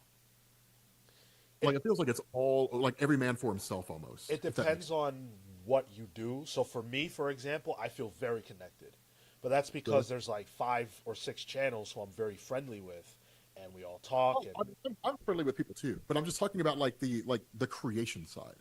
Like you see a few videos here and there where people collaborate, but you don't really see much in the way of people actually making videos together. but Like, that's what I'm saying because I don't oh, make videos as much. We do live streams. I have people on here, and I go on other channels constantly because yeah, live is now more what a lot of us are doing. In the video side of things, I completely agree. There is almost no collaboration anymore on video. yeah, not really. I mean, I know Drake will do that from time to time. Like he'll collaborate with other creators. Like I think he did that with Panels to Pixels. They did a whole video on the comic bust in 1990. Like, well, not really the comic bust, but like how 1997 was the worst year for. No, 1996 was the worst year, which it was. 1996 was the worst year for Marvel, in the company's history, as far as I'm concerned. Yeah, but yeah, I don't know. I do miss making videos. I mean, I know now, like, I mean, these days, it's not like it was. I mean, back then, man, you could make like a 15-minute video teaching somebody about comics, and like that was good enough. Nowadays, no, that video's got to be like 45 minutes or an hour. You're right. Things have changed a lot, and in some ways I'm grateful. In some ways I'm not. It's just a different space, man. And you know what? You've been there since the beginning to now, and you've watched it all. So hats off to you, um, Rob. I do want to close things out, but Oh yeah, please, like, if you have any plug, anything you want to let the audience know about that's coming, or just what you want to tell them. yeah. I don't know. I mean, I'll leave this on one question. I'll leave this on a final question. Those of you guys who are watching this right now, do you watch on TV, mobile, or on a computer? On I'm curious. on our channel, they primarily watch on mobile. Second Really? is television. Um, it's funny because computer, like desktop, is fairly low. So is mine. Now mine's the inverse. Mine's mostly television and then mobile. Like Oh, most of my viewers come from television. Yeah. okay. Um, but yeah, okay. Somebody said like a second monitor, but like a lot of people, like as I understand it, like the number of people, the people who are watching on TV skyrocketed. Like it's crazy. There's been crazy number of people who are watching YouTube on TV now. It did go up a lot for us. It was not like that even 2 years ago. The GOAT game results. Go ahead. Like you guys are actually outside on mobile. Hell yeah. Who convinced you Killer Moth is the GOAT? Sean at 42%. Rob and the option neither tied at 29%. Rob, don't worry about it. That is the this is my channel. Of course they're going to vote for me. It's borderline rigged. Rob, thank you so much for hanging out with me. This has been fun. Oh, man, fun. John, we need to do this again. We need to do Yes. this again, man. This, Yeah, yeah. yeah, let's definitely talk about it. You've got me on Discord now, so we can chat in the future. Whenever you decide you're going to start Yeah. working with other creators, keep me in mind. Yeah, actually, so I'm gonna talk to Drake and see if he'll add you because just so you know, I am terrible about like contacting with talking to people over DMs to the point I almost missed making a video with Solid JJ because I totally missed when he sent me a DM. So, which by the way, I actually have a cool project I want to work with him about. But yeah, um, yeah, I'll hit up. Actually, you know what? Let me hit up Drake Love it. at the moment. Love And it. do you guys have like, do you have a Discord server for like, is it just you or do you have a Discord server for like, or a Discord handle for everybody else? It's we all have Discord, but if you add me, I can get the rest of them on board. Um, Yeah, but let me hit up Drake. So, thank you so much for that, and thank you all for watching. This has been incredible. I really appreciate all the help and support and grace earlier on when I was having tremendous issues. I know that it didn't end up, you know, being perfect, but the fact that you showed up for me and just me, and then Rob, that's incredible. It shows me a lot, and I am endlessly grateful. Rob, huge shout out to you for joining me. I appreciate it, man. No, I love talking to people. I don't care. Like, I don't really give a shit about subscriber counts and shit like that. Like, that doesn't fucking matter to me at all. Like, that's the least important thing. And you know why that is? You want to know why that is? When I first started getting into YouTube, when I first started watching it, I used to follow Call of Duty channels all the time. And one of the things that I hated is you would have Call of Duty YouTubers who wouldn't talk to or associate with other Call of Duty YouTubers because their channels were too small. And I was like, what a dickhead fucking philosophy to have. So one of the things that I always promise myself, and one of the things that I always try to maintain, is I don't really give a shit about the size of people's channels. Just don't be an asshole, right? It's not about what I can get out of you. It's just about whether or not you're a cool person. And you're a cool person, Sean. So I love talking to you, man. Thank you. Thank you guys for watching. We are going to get out of here. Until next time, peace, pals.